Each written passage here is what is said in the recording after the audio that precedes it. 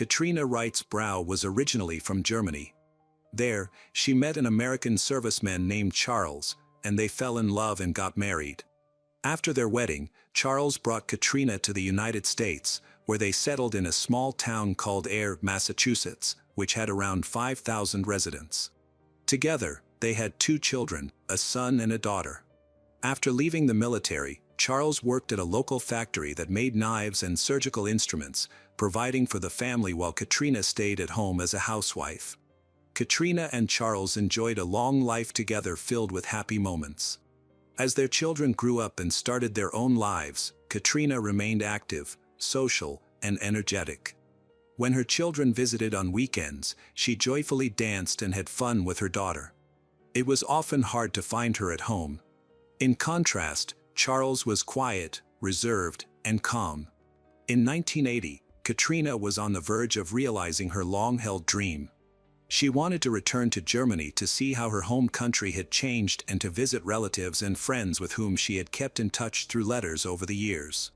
To make this trip possible, she saved money for a long time but was so anxious about the possibility of her savings being stolen that she carried a large amount of cash in an envelope with her everywhere she went.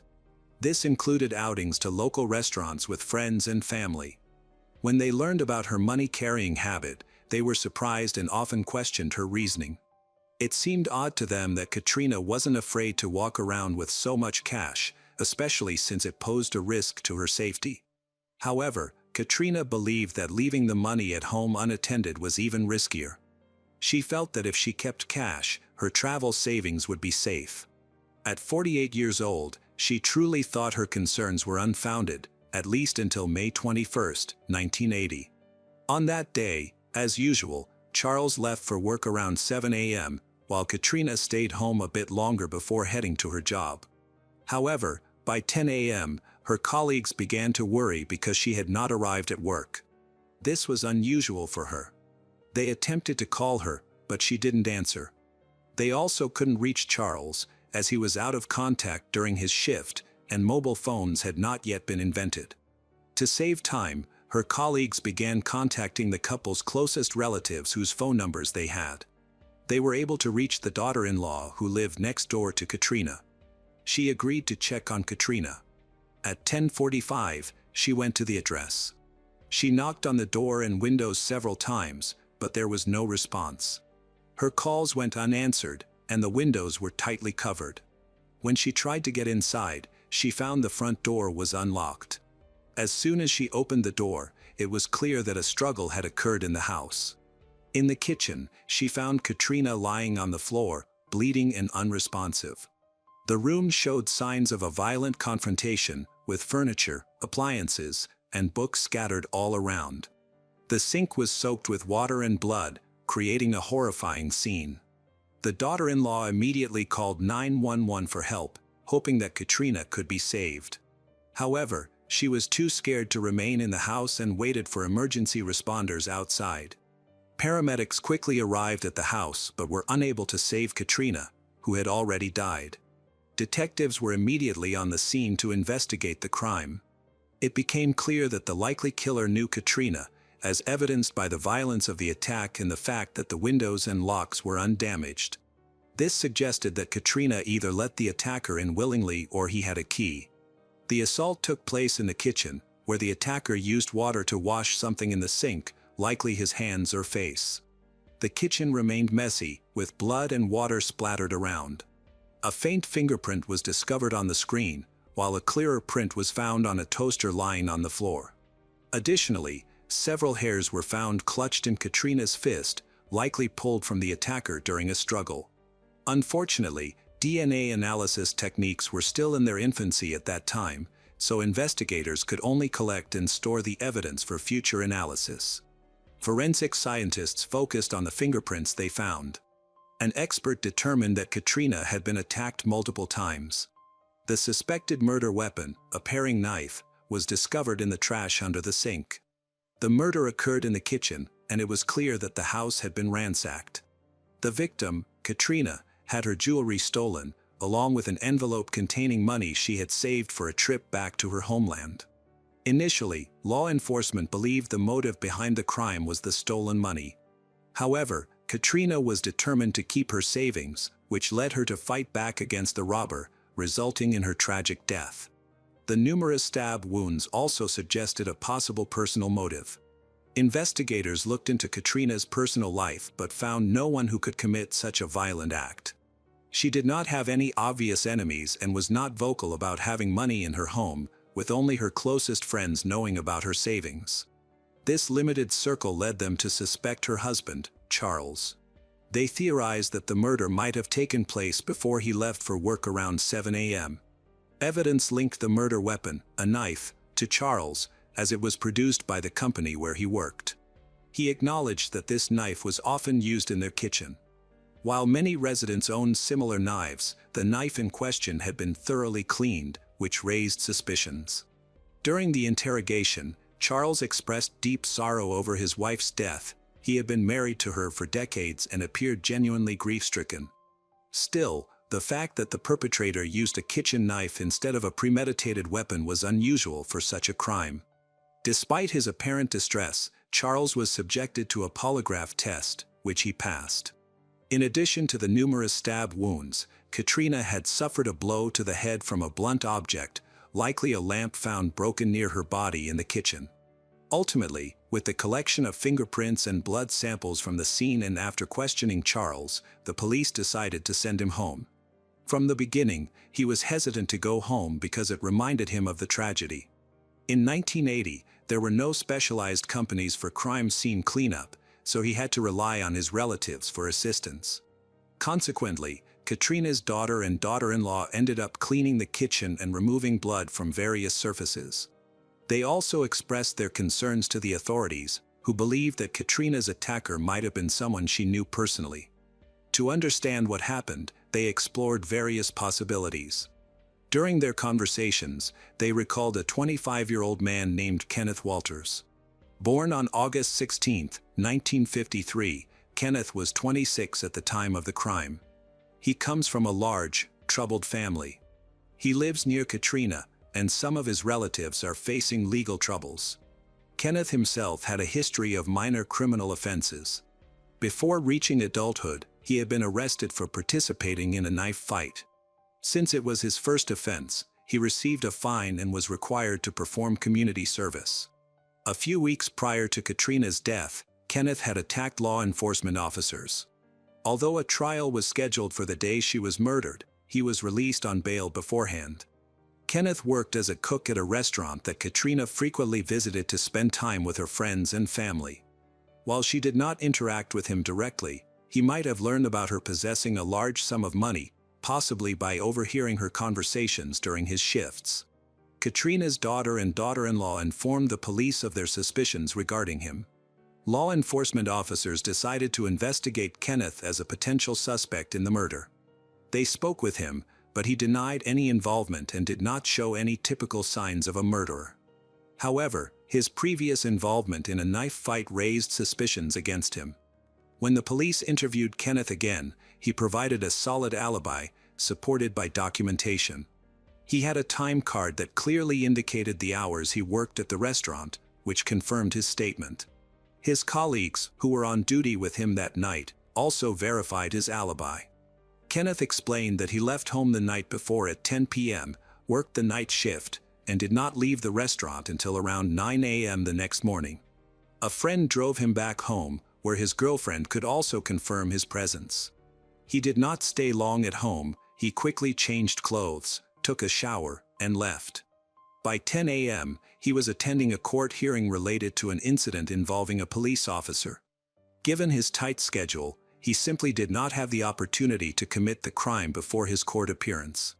Kenneth dressed neatly and left for court, where he remained until 11 a.m. Afterward, he returned to the restaurant and stayed there until 12:30 p.m. When he got home, he encountered the police, who were canvassing the neighborhood. They spoke with him, examined his clothes and body for any blood or scratches, finding none, which did not raise any suspicion. A forensic expert determined that the murder occurred around 7 a.m., likely soon after her husband Charles left for work. Detectives believed the crime could have taken place between 7 and 10:45 a.m., when the body was discovered. Given the limited time Kenneth had before the trial, it seemed unlikely that he could have committed the crime and escaped unnoticed. After verifying Kenneth's alibi, he was removed from the list of suspects due to a lack of evidence of criminal activity. However, investigators did not completely rule him out of the investigation as the case progressed, though they did not find any new evidence. Fingerprints retrieved from the crime scene did not match any in existing databases, which were not very advanced at that time. The investigation stalled for 2 years with little to no progress. During this time, a man named Robert Osborne contacted the police, claiming he had important information regarding Catherine's murder. However, he expected to receive a reward for his testimony. Detectives indicated that a reward could only be offered to someone providing valuable information that led to an arrest. Robert suggested that law enforcement should interview Kenneth's ex-girlfriend, Brenda Marsh. At the time of the call, Robert was dating Brenda and was familiar with Kenneth's situation. He claimed that Kenneth had confessed to the murder during a private conversation. By the time the police received this tip, Brenda had already broken up with Kenneth, who was living elsewhere.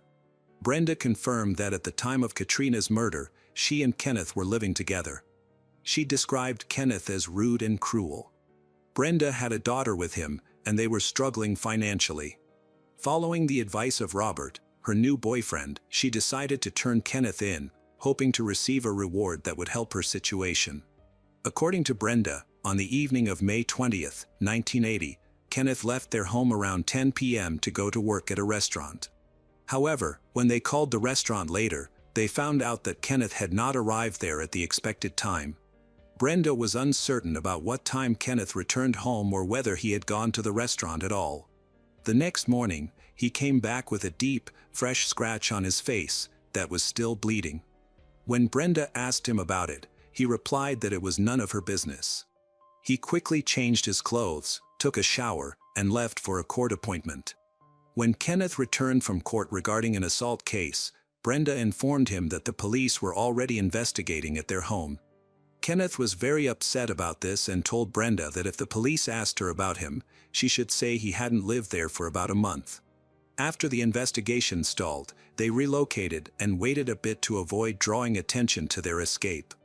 Brenda attempted to inquire about the incident with Kenneth, but he brushed off her concerns, stating that it was none of her business. However, one night, while drunk, he revealed that he had interacted with a German woman to take her money.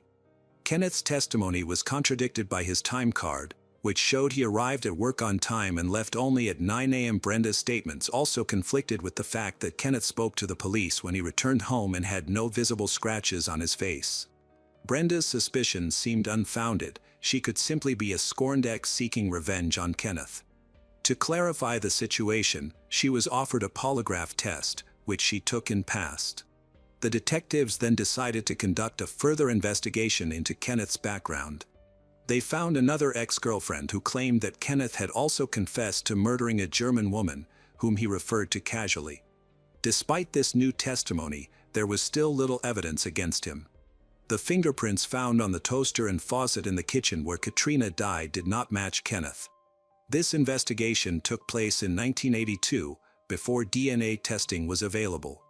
To eliminate any doubts, they compared Kenneth's blood type with the blood found at the scene, and they matched it.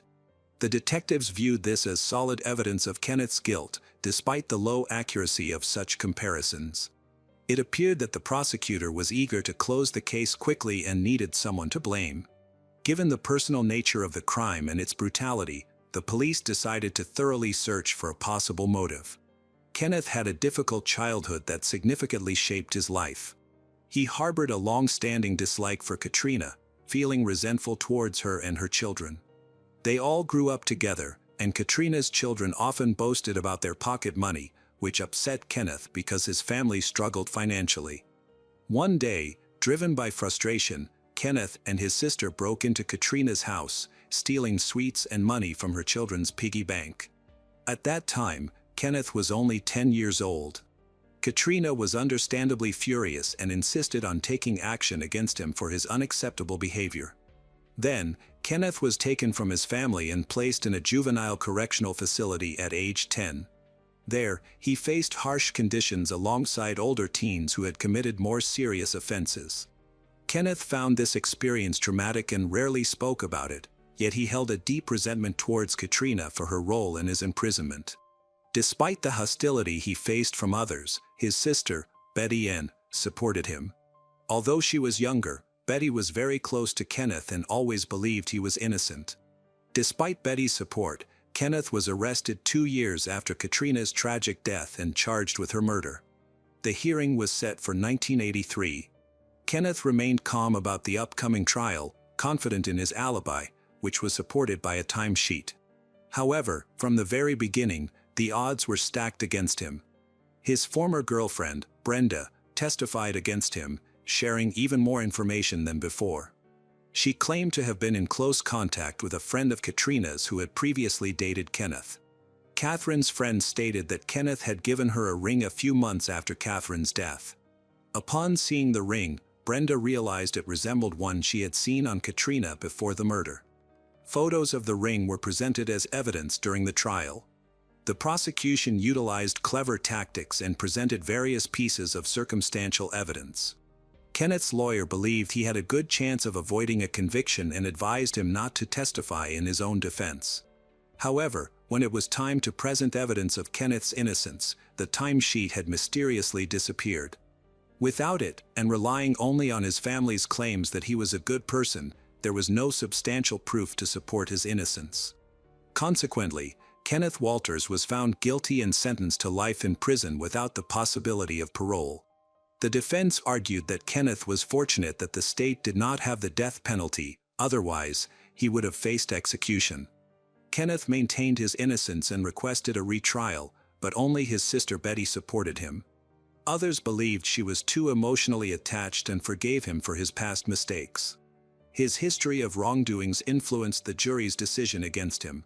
Initially, his lawyer believed in his innocence and worked diligently to exonerate him. However, all appeals were denied. As time passed, the lawyer's enthusiasm dwindled. Kenneth lost the opportunity to have his case reconsidered and was left to serve a life sentence in prison. His family believed his imprisonment was due to his lack of financial resources. He could not afford a skilled lawyer. After all his appeals were turned down, no attorney wanted to take on his case. Kenneth accepted his fate, but Betty remained determined.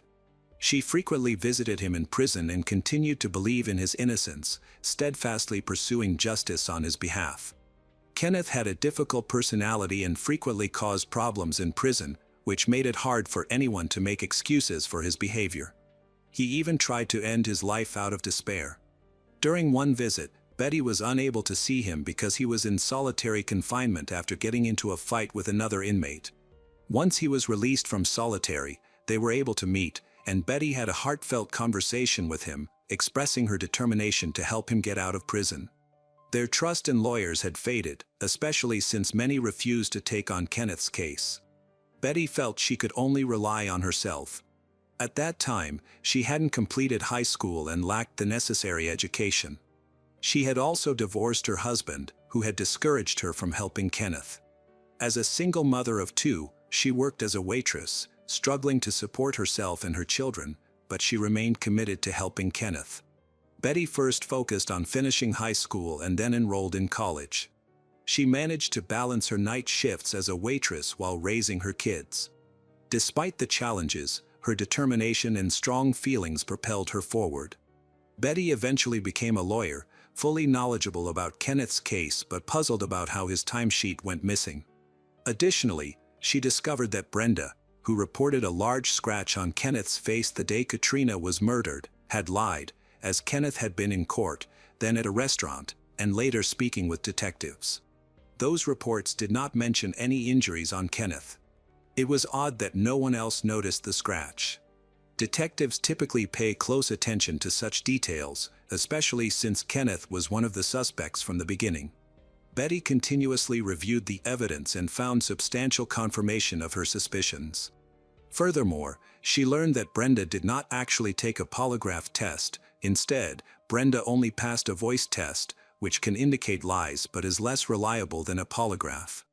Kenneth successfully passed the lie detector test, which should have worked in his favor, but this detail was not mentioned during the trial.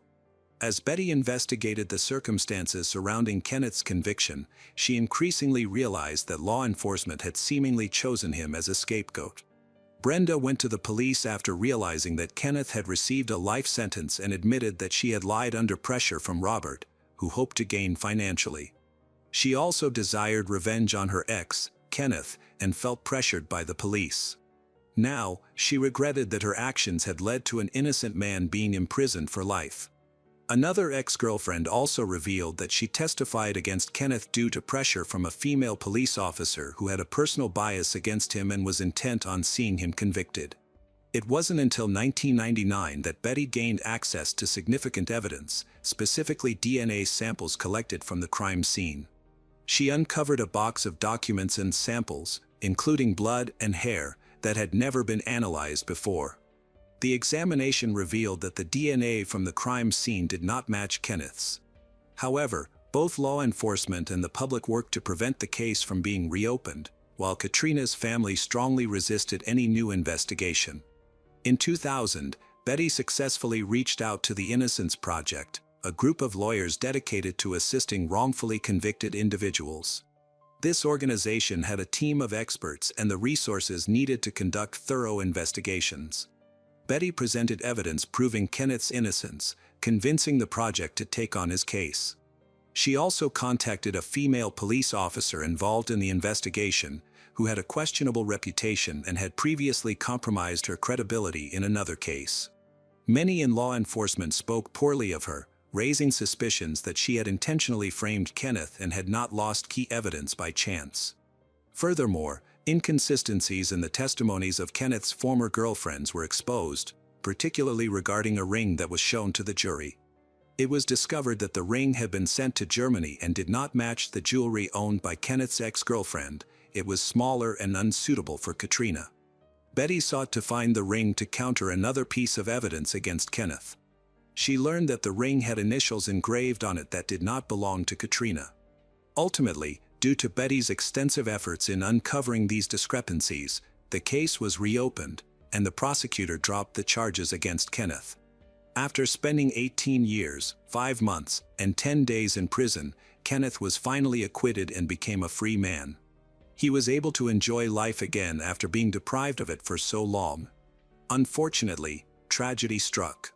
On September 19, 2001, while visiting his brother's house, Kenneth decided to take a shortcut that required him to climb over a tall wall.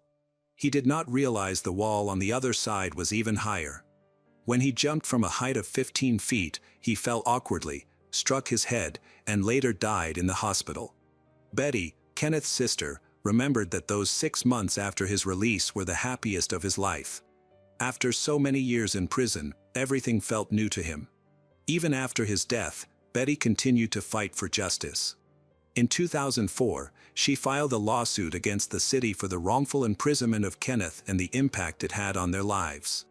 By 2009, she successfully won the case, receiving $10.5 million in compensation. In this story, Katrina's murder case remains unsolved and often forgotten. The blood found at the crime scene was tested, but no matches were found in the police database. The identity of the person who brutally took her life remains unknown. Her family hopes that one day, the case will be solved. Hello friends, welcome to our channel. Today we're going to take a look at another horrible case with you. The case of Hannah Graham. Hannah Graham grew up in a loving family that appreciated the little joys of life. Hannah was smart, healthy, and musically gifted. She was a vibrant young woman until she met Jesse Matthew, and her vibrant life took a dark turn. In every photo, from childhood to adolescence, Hannah is smiling.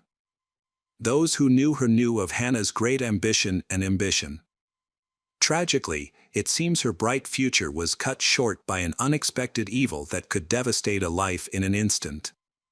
On September 12, 2014, at approximately 9:30 p.m., Hannah left her home in Grand Marquette to meet friends. By 10 p.m., they went to FIC restaurant in Charlotte Sweeney. After spending some time together, Hannah later went to a party at the Caden Plaza Apartments on Tina Street. During the party, she told her friends that she was feeling unwell and wanted to leave. One friend offered to walk her home, but Hannah declined, as she lived only a few minutes away from Caden Plaza. Around midnight, Hannah said goodbye to her friends, but instead of going home, she walked in the opposite direction toward the Tempo restaurant. Security cameras on the buildings along her route captured footage of her as she headed to the shopping center on Charlotte Street, where Tempo was located. It was already September 13th, and at 12:56 a.m., the Hannah sent a message to a friend saying she was lost and not feeling well. At that time, Hannah was believed to be very drunk. It was unclear whether she had wandered into a different part of town by accident or due to her intoxication. Meanwhile, 32-year-old Jesse Matthew, a taxi driver, stopped at the Lazy Parrot for a drink. Afterward, he visited several other bars in the city center, where he harassed women. The women later reported that Jesse's behavior was inappropriate and crossed boundaries. Jesse eventually spotted Hannah. He initially walked past her, but then realized this was a great opportunity and decided to turn around and follow her. Surveillance footage captured Hannah wandering the streets, seemingly confused about her surroundings and the time. Jesse approached her, hugged her, and they headed to the Tempo restaurant. Inside, he bought 2 drinks. Witnesses later gave conflicting accounts. Some claimed Hannah was inside the bar area, while others claimed she was outside at a table. There was also no clear evidence that she was served a drink. Hannah's final text message to her friend, saying she was stuck, was sent in the middle of the night, but the meaning behind her words remains unclear. On September 14th, when Hannah's family could not reach her, they became alarmed and reported her missing to the police. Hannah was a person who always notified her family before going out. She was never away for long and always answered the phone. As time went on, her family's worries grew. Meanwhile, the police began searching for Hannah, with state and federal police joining the effort. Hannah's disappearance caused considerable concern in Charlotte Sweeney and the Albert Mall area, especially since there had been previous cases of missing women. Hannah's case quickly attracted public attention and the search for her intensified. Through a detailed investigation and the collection of video footage from numerous city cameras, police were able to piece together a timeline of the events of that tragic night. Hundreds of people gathered at the University of Virginia to support Hannah's family. Many volunteers joined the search, doing everything they could to help Hannah return safely. Hannah had helped others in need, and now it was their turn to help her. Jesse Matthew grew up in a low-income family. He faced constant bullying and humiliation at school, which led to a stutter and difficulties in his studies. Despite these challenges, he persevered and continued his education, eventually earning a full football scholarship to Liberty University in 2002. However, he was soon accused of violence against another student, prompting him to transfer to a different school. Upon entering Christopher Newport University, Jesse could no longer contain his desire, and soon rumors began to spread of a new sexual assault committed by Jesse. The victims remained unknown, having dropped out of school. Jesse made a living by working odd jobs for a while, switching jobs from time to time. In 2005, a young woman was attacked and raped in the Fairfax district while walking home from the store. The attacker threatened to kill her if she resisted. Although she survived the ordeal, she was hospitalized and treated, which included procedures to collect DNA samples. Police gathered evidence from the crime scene to create a DNA profile, but it did not match any suspects in police databases. Due to her fear for her safety, the woman ultimately chose to return to her home country of India. Surprisingly, family and friends described Jesse as a kind and helpful person. Even his ex-girlfriends found him charming and gentle. In fact, Jesse faced multiple sexual assault charges. One of the police officers who was friends with Jesse said that he had a very difficult childhood and was abused during his school years. Jesse was bullied a lot and forced to keep things a secret. Although this was never fully confirmed by his family or friends, Jesse himself stated that he was abused in his early years. This may explain how he went from being a good person to someone with malicious intent. Jesse's father struggled with alcoholism and was often absent from home for long periods of time. In 2006, his father was arrested for breaking the law. Did these experiences shape Jesse's personality and lead him to become a serial killer? On September 19, police obtained a search warrant for the Jesse's apartment. They seized a mobile phone without a SIM card and a pair of men's shorts. DNA tests revealed both Jesse's and Hannah's biological material on these items. A second search warrant was executed for his apartment.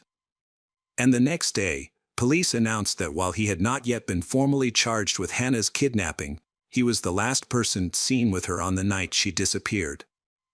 During this second search, several bags of evidence were collected, including a phone, laundry, bedding, a pillow, clothing, a toothbrush, test tubes of hair, a wallet, and a cigar butt.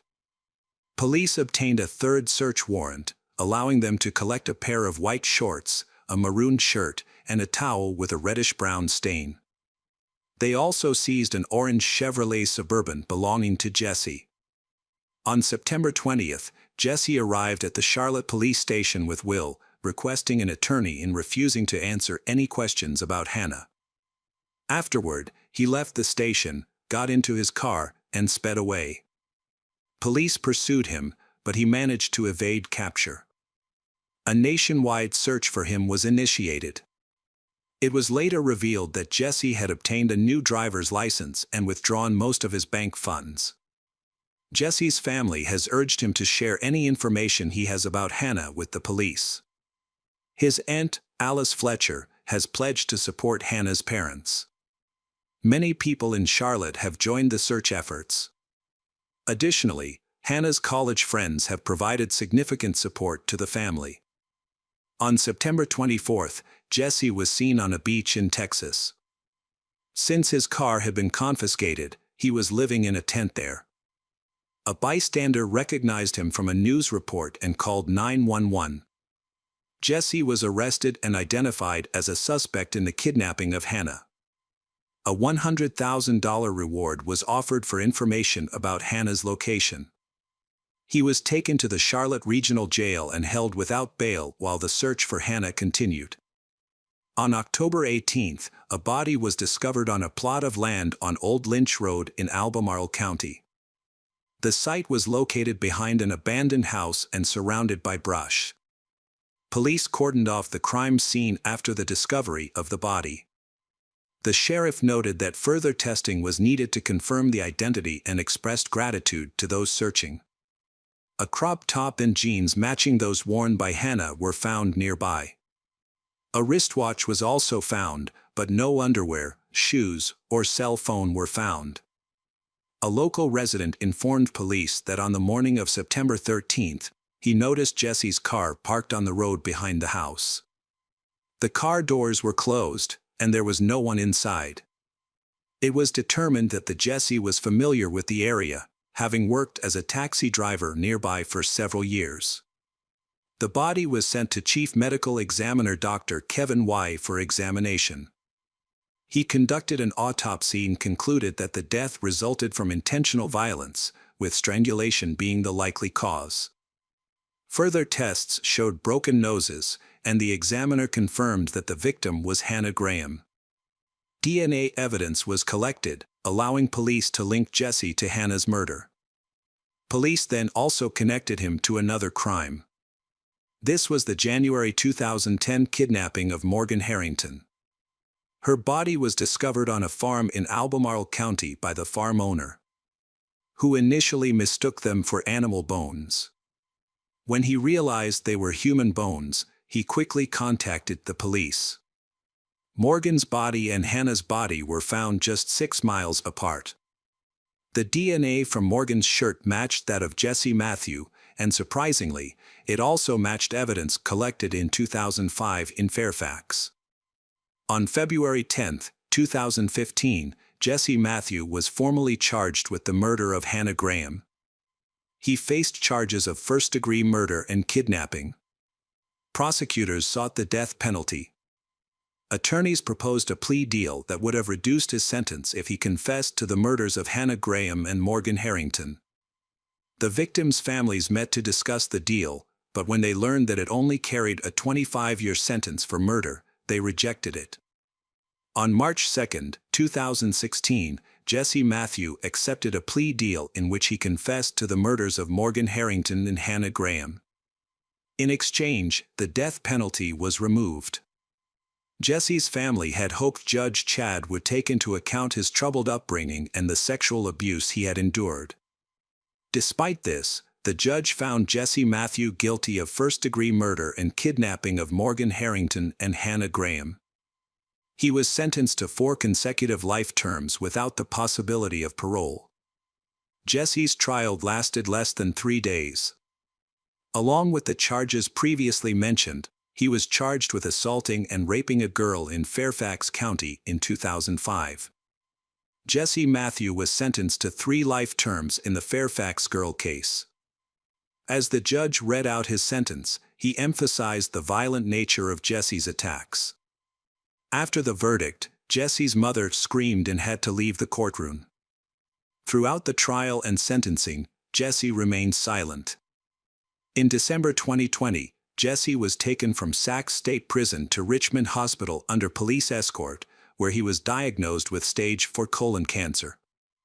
The terrible crimes he committed had already been resolved, and by December 2022, Jesse Matthew was still alive, with no additional updates on his health at that time. Hello friends, welcome to our channel. Today we're going to take a look at another horrible case with you. The case of Courtney Schulhoff. Courtney Schulhoff was born in 1987 in Florida to Stephen and Tracy.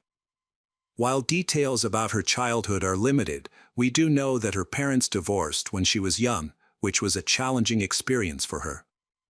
After the divorce, her mother moved out and Courtney stayed with her father. Eventually, Stephen faced significant financial problems, which led to their move. In 2003, Courtney attended Lyman High School. She was a hard-working student at first, but after her parents divorced, her grades began to drop rapidly. She rarely attended school, stopped trying, and became a poor student. Outside of school, Courtney's personality also changed. She began hanging out with a group of friends who were known for bad behavior, which negatively affected her. Tensions between Courtney and her father Stephen escalate, forcing her to temporarily move in with her mother Tracy. However, this arrangement does not last long. Tracy cannot accept the changes in Courtney, so Stephen has no choice but to welcome her back home. Once again, Courtney and her father face unresolved issues, including her difficulties with school.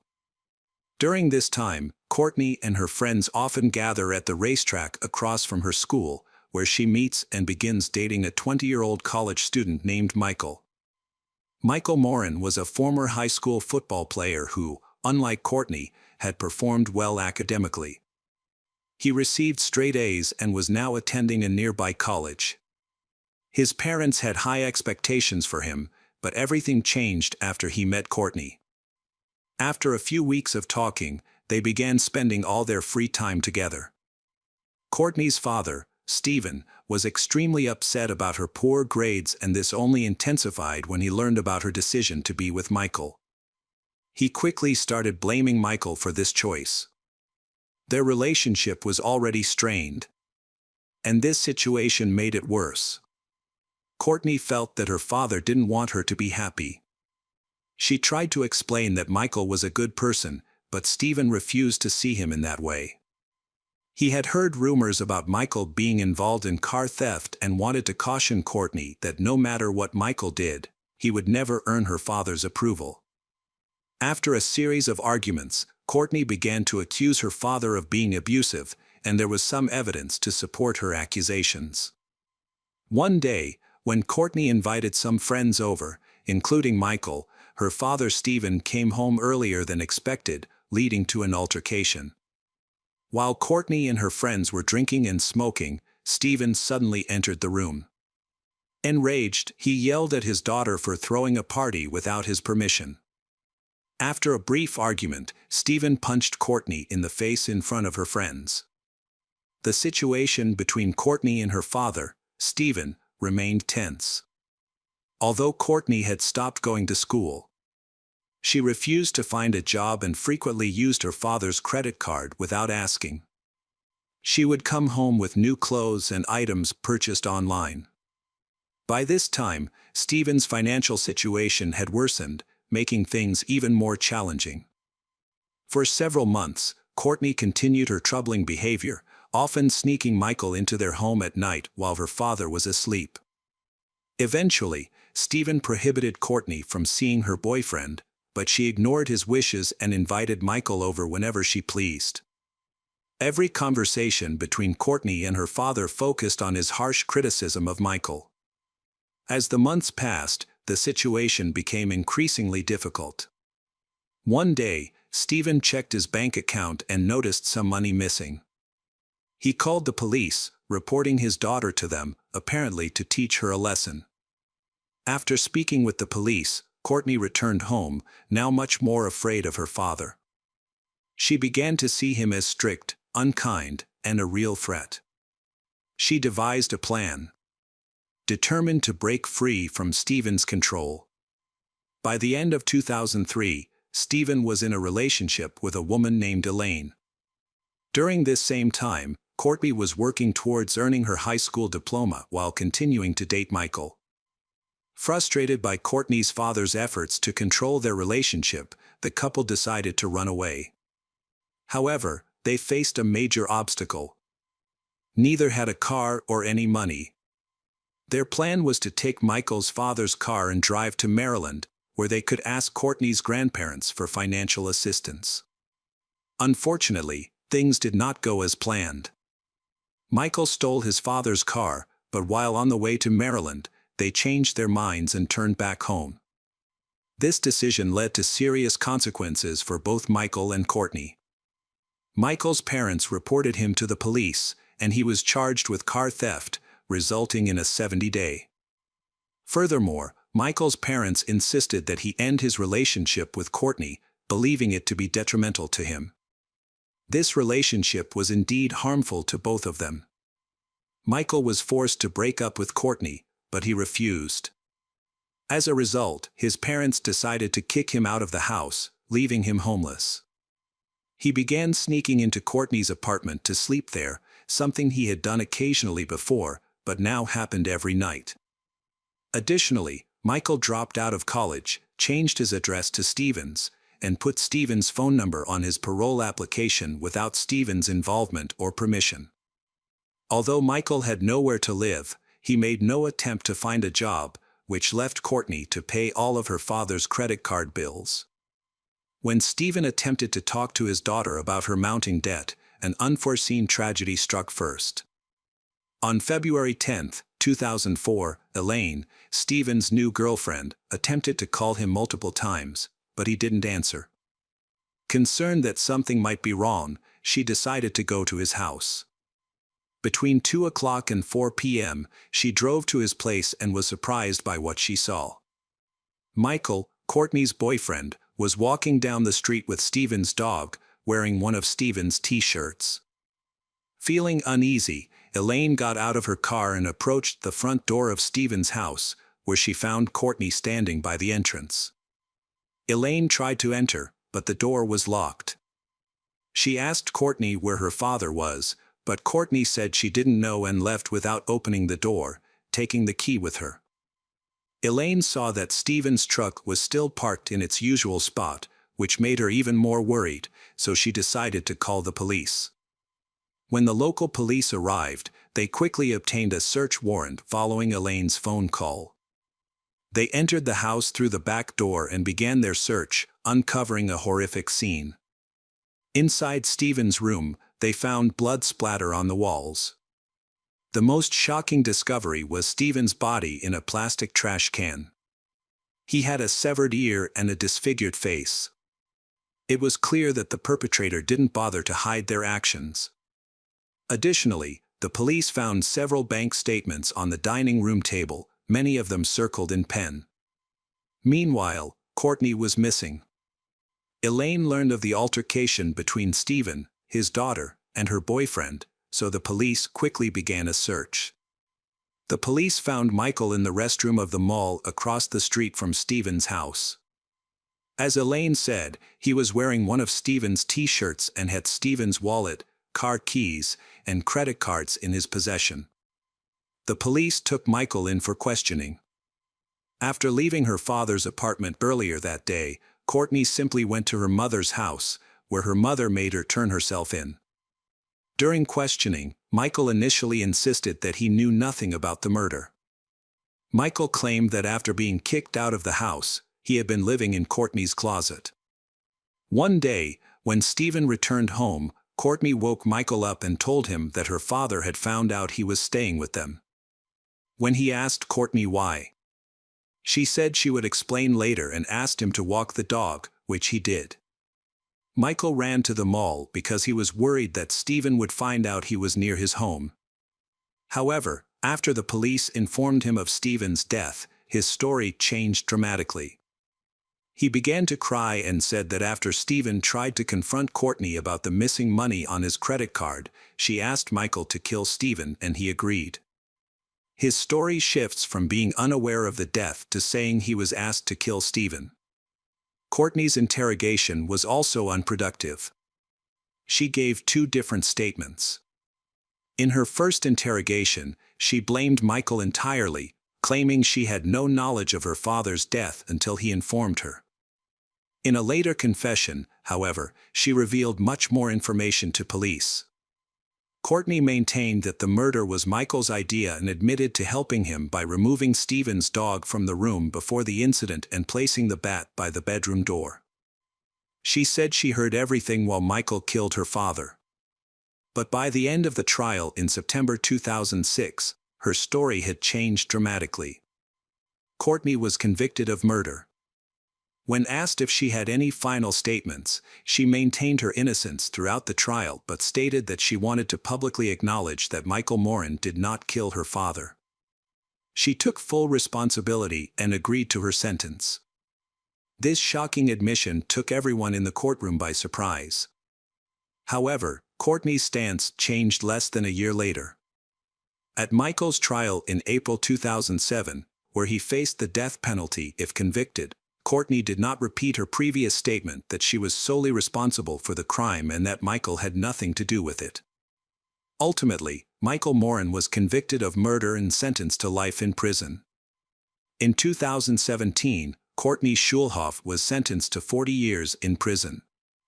Although both men involved were punished, the exact details of the case remain unclear. It was confirmed that Stephen was killed with a baseball bat. But it is still unclear which of the two did the killing. Courtney did not confess to killing her father, but Michael did. Hello again, true crime fans, we've got another mysterious case to explore. The case of Sidney Powell. Brenda Powell was born in 1969 in Saline, Agua, USA. She graduated from high school and then attended Akron University. After completing her studies, she began working as a pediatrician in the oncology department of her local children's hospital. For over 28 years, she has dedicated herself to helping sick children. Brenda oversees inpatient care and is known to her peers and hospital staff as a calm, quiet person who is exceptionally kind to both patients and their parents. In November 1996, Brenda, 27, married Stephen Powell and took his last name. They were introduced through a mutual friend who worked with her at the hospital. The couple enjoyed a happy life together for 23 years and welcomed 2 children. A daughter named Sydney and a son named Andrew. Since childhood, Sydney has been passionate about sports, especially football.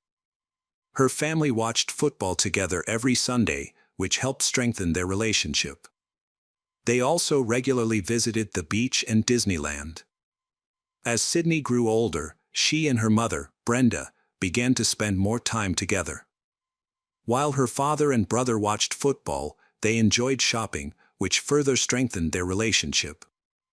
Sydney did well in high school, which helped her pass her exams and gain admission to Mount Union University, where she also received a scholarship. In college, she became friends with Lauren and a group of female students while living on campus. She participated in school events and was introduced to many different activities. Friends described Sydney as friendly and easygoing. Sydney's academic journey took an unexpected turn after her first year. Initially, everything seemed fine. She excelled in her classes and was praised by her teachers, ranking among the top students. Sydney began working part-time during the summer holidays to earn extra money. However, during her second year, Sydney faced significant challenges and decided to move off campus. Her friends were initially confused by this sudden decision but later learned that Sydney was struggling academically. Her grades were dropping. Additionally, Sydney began sleeping excessively, often around 16 hours a day. Sydney's friends thought she could handle it all because she was a smart and hardworking student who had previously done well in school. Unfortunately, Sydney struggled and ended up failing 3 out of 4 exams. Due to strict regulations, she received a notice of expulsion from the university, which shocked everyone. Sydney was worried and shared her concerns with her friends. Fortunately, they informed her that she could reapply for admission. At the beginning of 2020, Sydney resumed her studies, attending classes and sorority meetings. She happily told her friends that she had been readmitted to the university and was doing well. In early February, Sydney was notified that she had to leave the school permanently and that her expulsion would remain in effect. She was offered assistance with moving and packing. And the school planned to notify her parents of her situation to help cover her expenses. However, Sydney told the school administration that her family already knew and did not need to be contacted. This was not true, and she was afraid that her parents would find out about her expulsion. During this time, she told her parents that she was doing well in school and had good grades, and that she had even won a scholarship. Her parents trusted her and had no reason to doubt her. After being evicted from campus, Sydney left but did not return home before the end of February. Instead, she stayed with friends in various hotels, paying in cash to avoid being tracked and to keep her situation at the university a secret. Although she worked part-time to support herself, her earnings were insufficient. Sydney constantly searched for online opportunities to make money but could not find a full-time job that would provide adequate support. She continued to live in hotels or with friends, afraid to go home. She cut back on everything and often did not eat enough. Eventually, she decided to return home, claiming that the campus was closed for renovations. She told her parents that she would stay with them while she went to college and still work. Her parents believed her and thought everything was fine. Sydney has been lying to her mother by saying that she is fine. Recently, Brenda has noticed some strange changes in her daughter's behavior. She discovers that Sydney is spending more time at home and not going to school, which raises concerns. This information later comes to light because Sydney's entire family uses the Life 360 app, a mobile phone location tracking app on a map for safety, allowing family members to know where each other are. On February 25, 2020, Brenda received a notification from the app that Sydney had stayed home all day instead of coming to college as scheduled. This worried Brenda, who was concerned that something was wrong. She contacted her daughter to find out what was going on. Sydney replied that she had a week off because her teacher was absent. She mentioned that students were given assignments to complete at home and were participating in remote learning. However, Brenda began to doubt Sydney's story. She told her daughter that her explanations did not seem right and reminded her of the importance of good grades to maintain her scholarship and graduate, which would affect her future job opportunities. She also emphasized the importance of attending school regularly. Sydney then reassured her mother that everything was fine and that she should not worry. The deception continued. On March 2nd, Sydney texted her mother, saying she was going to school and would be back by 2:30 p.m. Instead, she spent time with a friend, watching TV, while lying about her college situation. During this time, the parents noticed that something was wrong. Their daughter did not receive the scholarship, so her father, Stephen, had to pay her tuition. He tried to send money through the payment gateway, but could not complete the transaction because he had lost access to his account. Initially, he suspected a technical problem and decided to wait. However, when Stephen logged in on March 3rd while working at a metallurgical plant, he was still unable to complete the transaction. He then asked his daughter about the problem. Sydney reassured him not to worry and promised that she would look into the matter and resolve it. Stephen realized he could not delay any longer as the deadline was near, and he needed to pay for his daughter's studies quickly. He decided to contact the university himself to resolve the situation. When he called, the staff checked their records and informed him that Sydney was not listed as a student, meaning her access had been revoked. Stephen was shocked and thought there must be some mistake. He requested they verify the information again, and they confirmed that Sydney had indeed been expelled. However, the university staff would not disclose the date of her expulsion, citing confidentiality rules. Stephen used a tracking app to locate Sydney, who was supposed to be in class. Instead, he discovered she was at home while he was at work. He wanted to go home to talk to her, but he feared she might track his movements and run away. To avoid this, he left his phone at work and headed home. Before leaving, he called Sydney to gather information, but she avoided giving clear answers. During the conversation, she admitted that she was struggling at university and didn't like it there. However, she continued to lie, not confessing that she had been expelled a long time ago. Instead, she claimed she had just not been attending classes. Stephen was troubled by his daughter's situation. He believed she was capable and had a bright future ahead, but he worried that her lack of commitment to attending classes could hinder her progress. He wanted to talk to her about the issue so they could find a solution together. On his way to work, Stephen called Brenda to inform her about their daughter's learning difficulties. Although Brenda suspected something was wrong, she hoped it was not true. Throughout the call, Stephen was concerned about Sydney's situation. However, Brenda reassured him.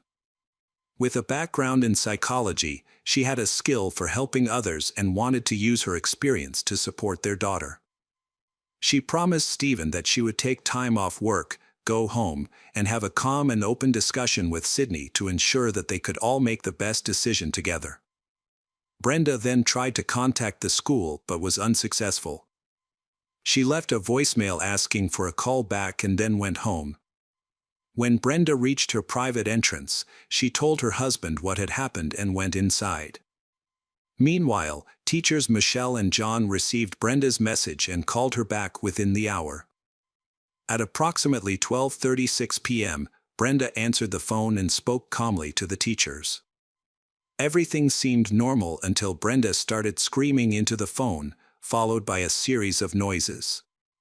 Michelle and John, who were listening on speakerphone, were confused about what was happening but sensed that something was wrong.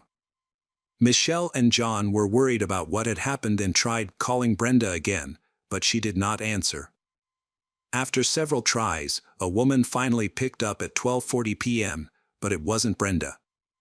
The teachers recognized Sydney's voice and asked to speak to her mother, but the call suddenly ended. This situation made Michelle and John suspicious. They decided to contact the local police to check on Brenda. Police officer Kenneth Diss, a friend of Brenda's family, heard the call and was extremely concerned about the alarming situation. He personally called Stephen to ask what was going on at their house, but Stephen could not provide any information because he was not home. After thinking for a moment, Stephen recalled that Sydney and Brenda were supposed to be at home discussing their study problems. He suspected there might have been a conflict between his wife and daughter. But he couldn't imagine the reality of the situation. Stephen then rushed home and called his daughter, Sydney, to find out what was going on.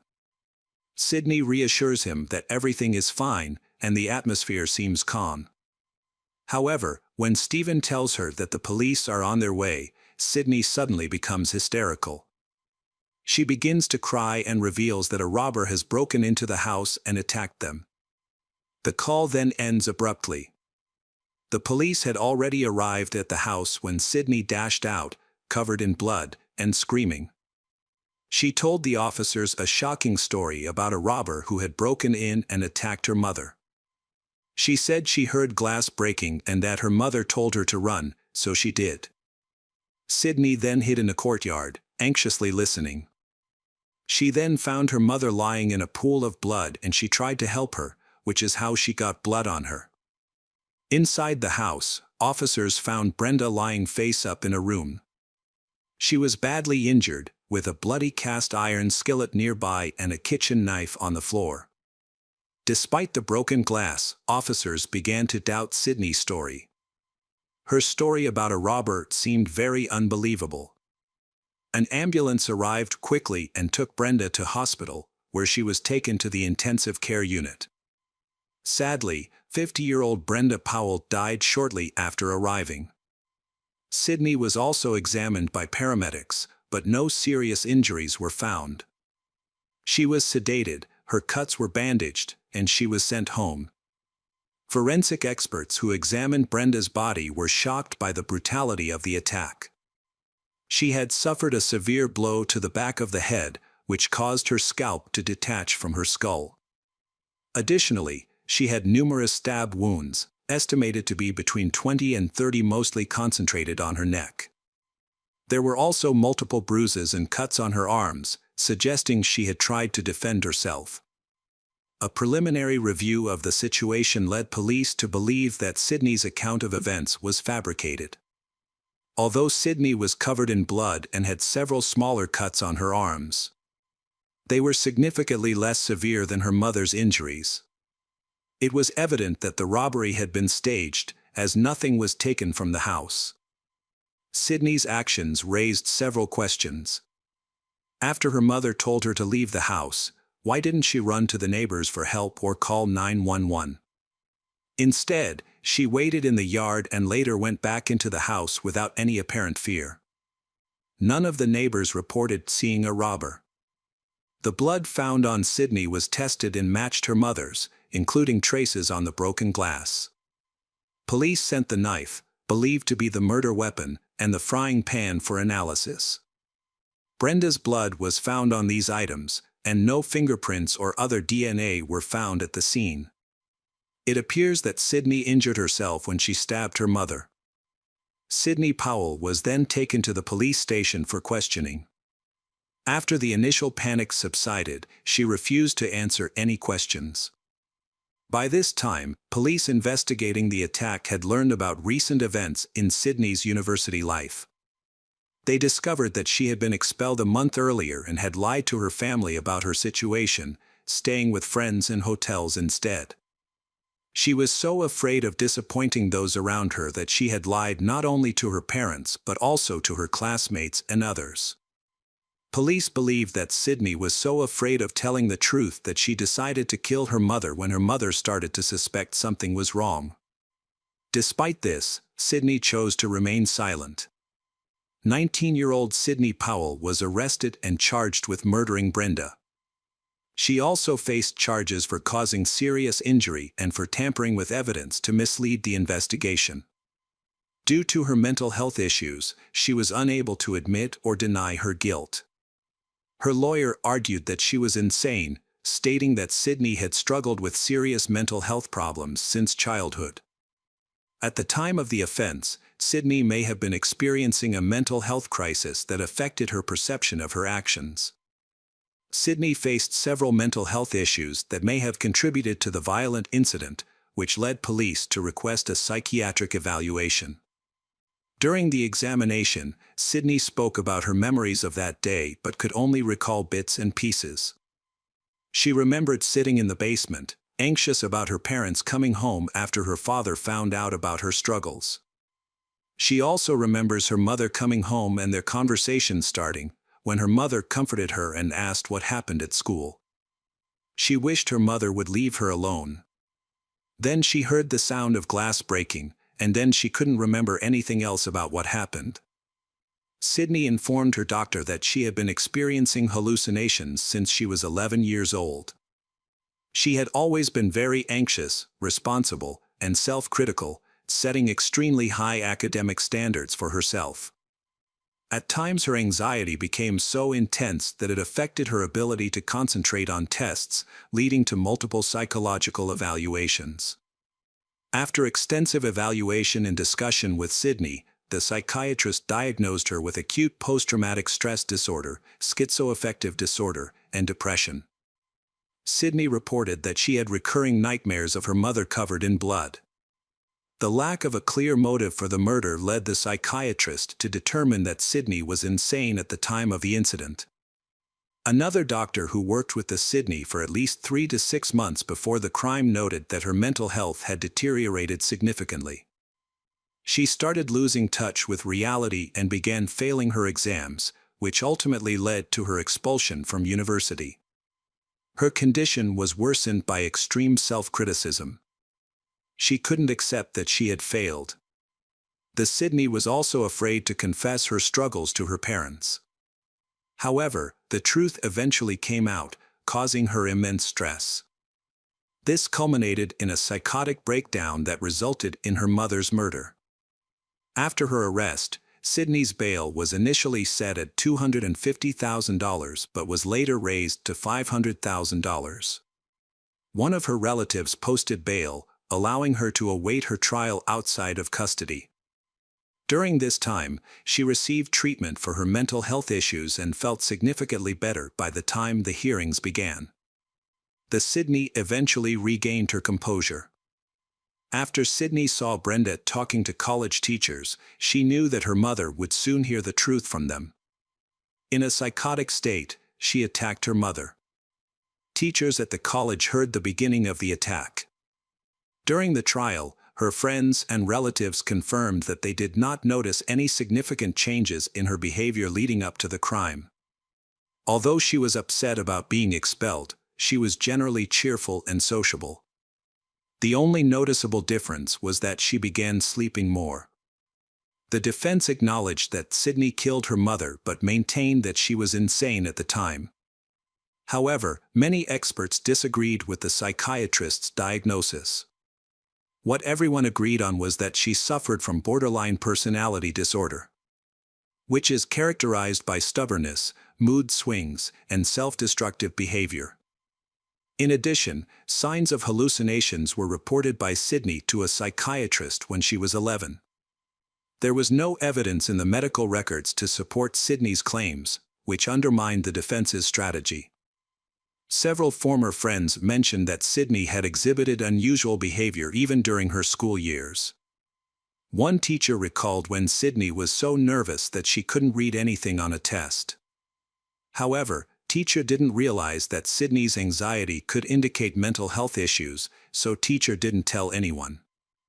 This type of anxiety continued into college, which may have contributed to Sydney failing her exams and eventually being expelled. While awaiting trial, Sydney lived with her grandmother and was prescribed medication to treat her mental health issues. The medication list and dosage were changed several times to find the most effective combination. Sydney's health improved significantly, and she shared any positive changes with her doctor. Her father also noticed the improvement and admitted that Sydney had a strong bond with her mother and loved her deeply. He believed that if Sydney had been in a healthy state of mind, she would never have harmed her mother. Throughout the trial, Sydney cried continuously and she expressed remorse for her actions. On September 18, 2023, the jury deliberated. Sidney Powell was found guilty on all counts. Sidney was sentenced to life in prison but will be eligible for parole after 15 years.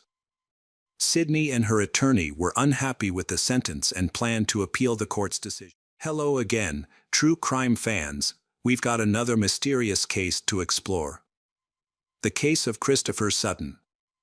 On Sunday, August 22, 2004, the Sutton family experienced a devastating tragedy following Susan's 57th birthday celebration. The celebration included Susan, her husband John, their son Christopher, his girlfriend Juliet, and family friend Teddy Montoda. After the party, Susan and John went to bed in separate rooms at their home in the upscale Coral Gables neighborhood near Miami, Florida.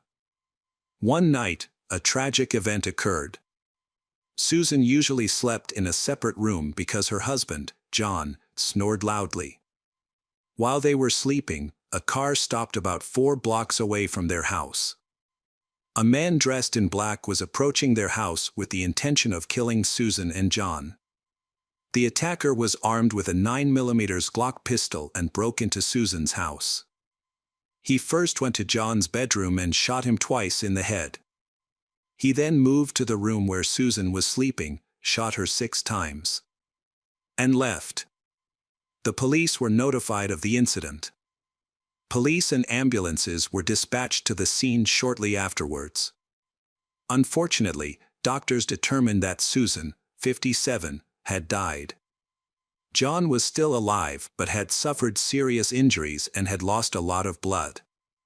He was taken to hospital, where paramedics worked frantically to save him, although his chances of survival were slim. Before being taken to hospital, John said that he could not see the shooter in the dark and did not know who it was. Forensic experts began examining the crime scene, while police questioned neighbors and searched for surveillance cameras. Although no cameras were found, but neighbors reported seeing a suspicious man dressed in dark clothing running away from the house. There were no signs of forced entry. The killer had accessed the home through the sliding glass doors. The house was intact, with no money or jewelry taken, indicating to police that this was not a robbery. The attack was clearly targeted at killing Susan and John. But the motive behind the murder remains unknown. Melissa Sutton was 18 years old when her parents were attacked. As a freshman living on her own, she couldn't attend the celebration at their house. She was devastated to learn about her mother's death. Overwhelmed with grief, she went to see her father in the hospital. She described him as looking very unwell. John had miraculously survived 2 gunshot wounds to the head, leaving doctors astonished that he was still alive, although he remained in serious condition. When John woke up in intensive care, he realized he was blind. Additionally, he was experiencing severe shock. He felt unsafe in the hospital, constantly fearing that the killer might return. This left John feeling endangered. He was eager to leave the hospital and find a safe place to hide. His fears were taken seriously, so a guard was assigned to his room, and police patrolled the area around the clock. Due to the severity of his injuries, John was also unable to hear anything. He didn't hear the shots fired at his wife and was unaware of what happened to Susan. As he slowly started to recover, he asked Melissa how his wife was. She did not answer because the police had advised her not to say anything that might upset John further. He later found out that his wife had been murdered by her attacker. The news was a huge shock to him. Susan's death was a huge loss for the whole family. She had devoted her life to being a loving mother. Susan spent many years as an intensive care nurse, a respected profession in the United States. Her career ended in the late 1970s when she decided to stay at home with her husband, John, after the birth of their first child, Christopher. They made this choice because Susan had been unable to conceive for 7 years, at which point they decided to adopt a daughter, Melissa. The police discovered that John had built a successful business and may have had enemies. They also learned that he had received previous threats of violence. The police investigated everyone who had had animosity toward John and Susan, but they all had solid alibis. While the police searched the crime scene for evidence, they discovered that Susan's purse, jewelry belonging to her or her husband, were still intact. Although these items were visible, the police planned to interview John, but he had difficulty communicating. However, he was able to provide some useful information. Although he could not identify the shooter, he recalled seeing a dark figure at the door. The attacker may have been dressed all in black or may have been African American. John could not be certain in the darkness. Unfortunately, this information was not useful to the police. The police decided to speak with Teddy, a family friend who was at the party before the shooting. They visited his house for an interview. Teddy explained that he was on the phone with Susan at the exact moment the shooting happened. He heard a gunshot, followed by silence.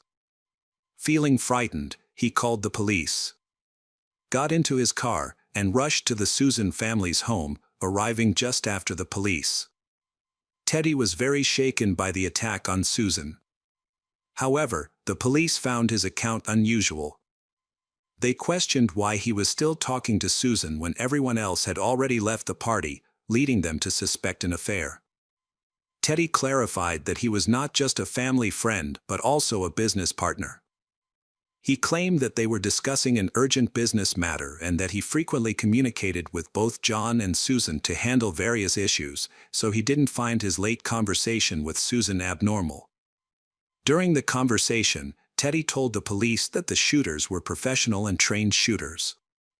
The police found this information interesting and took Teddy's gun for testing. Teddy was also called into the station for a lie detector test. The police believed he was hiding something and continued to question him. Teddy eventually confessed that he was in a romantic relationship with Susan.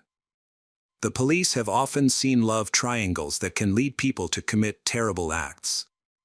However, Teddy's gun did not match the weapon used in the attack and his phone was tracked to a location far from the crime scene at the time of the shooting. Teddy denied any involvement in the attack on John and Susan. Although his lie detector test was deemed inconclusive, it was suggested that his anxiety stemmed from trying to keep his affair with Susan a secret to avoid damaging his relationship with his friend John. John had a strong and trusting relationship with Teddy. Shortly before the incident, John and Teddy received one of the largest payouts in their law firm's history, over $1 million, and they celebrated this occasion extravagantly. Teddy was ruled out as a suspect, and the police decided to investigate other family members instead. An examination revealed that John could not have physically inflicted the shot on himself, so he was not considered a suspect. Their daughter Melissa has a solid alibi because she was in another city and also passed a lie detector test. The police then investigated Christopher Sutton. He had a girlfriend named Juliet. They had attended a family party together. Christopher quickly claimed that he and Juliet had gone to the movies the night before and provided their tickets as evidence. Juliet confirmed his story. The police then requested the cinema's surveillance camera footage, confirming that they had indeed gone to the cinema that night and confirming their alibi. After leaving the hospital, John moved in with Christopher so he could care for him for a while. However, disturbing evidence was discovered that Christopher actually wanted to kill his parents. He even threatened to kill his mother during a fight. Christopher became the prime suspect in the case. Additionally, Christopher had a criminal record that included vandalizing a teacher's home. When Christopher was 16, his parents, John and Susan, decided to send him to a reform school. Christopher was aggressive and had trouble controlling his anger, which made it difficult for him to socialize with other teenagers. He changed schools at least 6 times. He often skipped school. John would drop him off at the main entrance, walk to the door, but then Christopher would sneak out through another exit and go do his own thing. However, his absences were not his biggest problem. He also got involved in some criminal activities. One day, he and a group of friends broke into a teacher's house, causing damage and graffiti. As a result, Christopher was arrested and the teacher filed a lawsuit against him. The damage was estimated to be in excess of $50,000, and his parents had to pay it. Christopher's family had no financial problems and could easily pay the fine. However, his family was frustrated with their son's out-of-control behavior and did not know how to handle him. Christopher was a difficult teenager who had no respect for adult authority. His rebellion began with his love of piercings and tattoos, which his parents strongly disapproved of. Despite their efforts, they were unable to change his behavior, which led to more problems.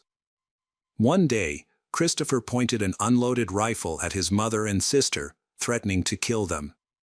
Shortly before Christopher's 16th birthday, Susan discovered a note in his room that outlined a plan to kill his parents to inherit their money. Susan informed John about the note, and they confronted Christopher, who dismissed it as a joke.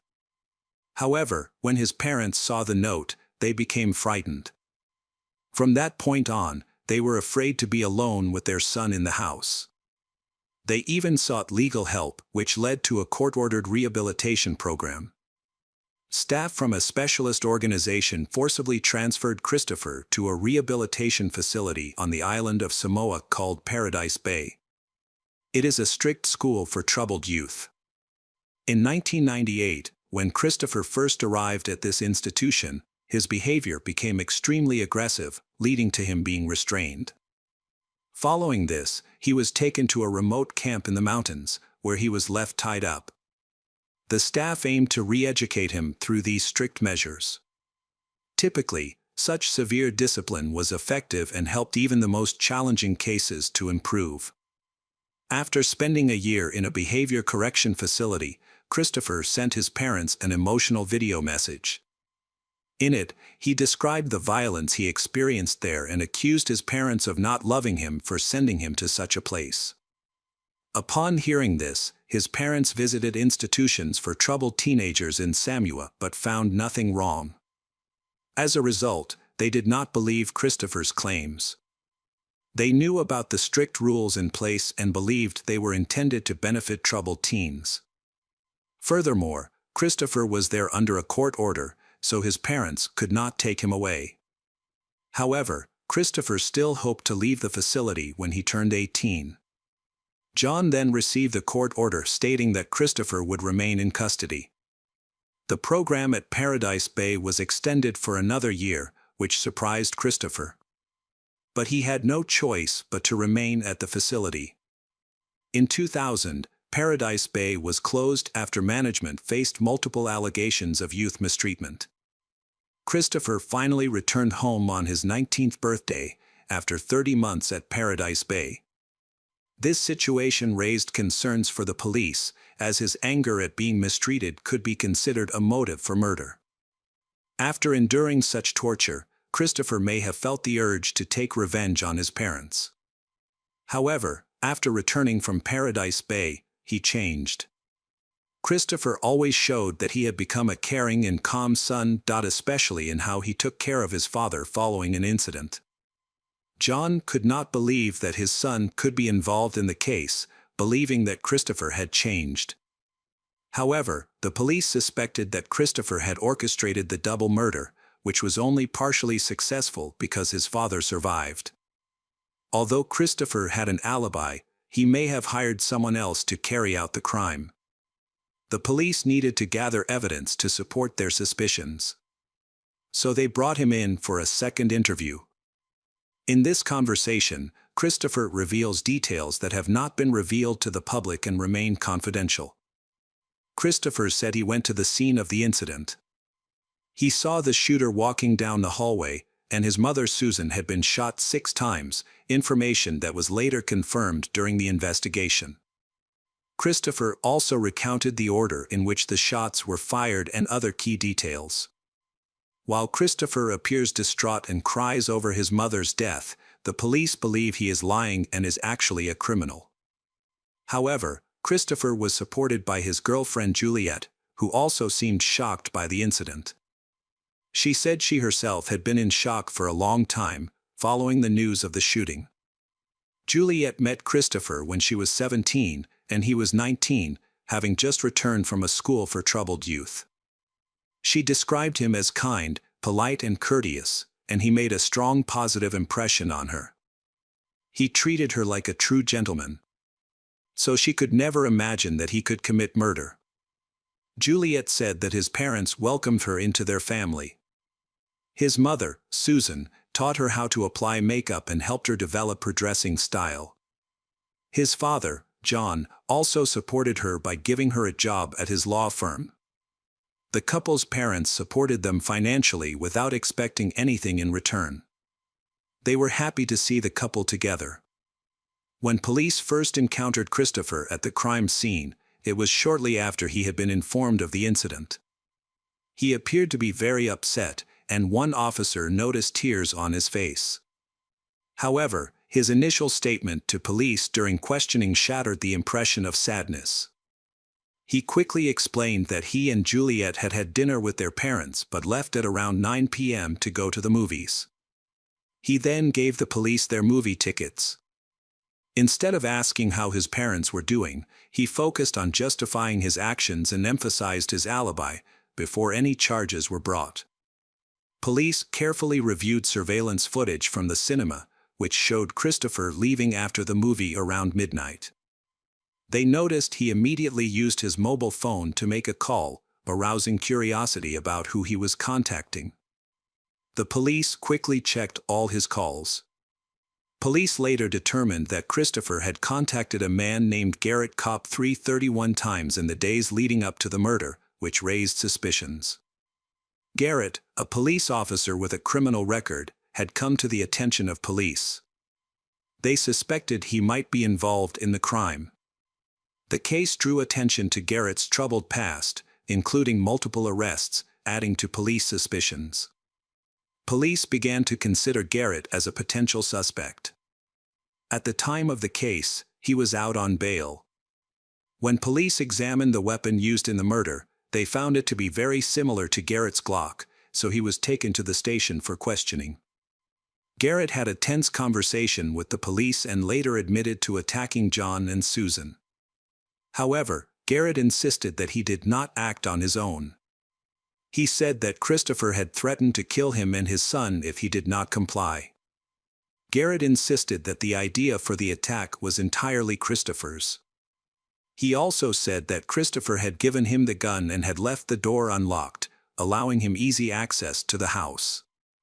The police arrested Garrett and charged him with murder, but his testimony was not enough to keep Christopher in custody. Juliet was questioned by police who believed she had more information than she was revealing. Despite their efforts, she denied any involvement and insisted on her innocence for several hours. The interrogation lasted 13 hours in total, but the police did not record it. Later, Juliet alleged that police had threatened her with arrest to force a confession and acted provocatively during the questioning. However, she eventually admitted that Christopher felt a strong resentment towards his parents for placing him in a facility for troubled teenagers. Recently, his parents tried to push him to get a job and start covering his own costs, which he found unacceptable, and this led to family conflicts. During questioning, Juliet revealed that Christopher had been planning revenge on his parents for years. He often spoke about the inheritance and how they could live without worries if he could take everything his parents had earned. However, she didn't take his threats seriously. The police had gathered enough evidence to obtain an arrest warrant for Christopher Sutton. However, by that time, he had disappeared. This was a crucial moment for the police, as they feared that Christopher might return to harm John. Fortunately, the police were able to locate and arrest Christopher, charging him with the murder of his mother and attempted murder of his father. Garrett Kopp and Christopher Sutton were eventually tried separately, and both faced the death penalty. Christopher, however, maintained that he had no role in planning the crime. The defense argued that the police were unfair, claiming that the police pressured Juliet, which influenced her testimony. After Garrett learned that he could face the death penalty, Garrett decided to cooperate with the prosecution by pleading guilty to a lesser charge, which was in his favor. He was then sentenced to 30 years in prison. The prosecution's case took a turn when Juliet appeared in court to testify. She revealed that Christopher had often expressed anger at his parents for not giving him money, even saying that they deserved to die for their actions. The defense argued that much of Juliet's testimony was given under police pressure and should be excluded from the case. However, the judge denied this request. In court, Juliet maintained that she had been truthful during her interrogation with the police. She stated that she viewed Christopher's anger as mere frustration and never believed he would go on to commit such serious crimes.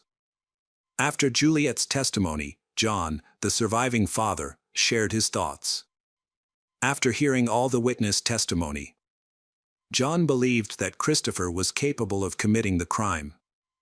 John noted that even after leaving the hospital, Christopher continued to try to manage the family's finances, which led him to believe that Christopher was involved in the crime.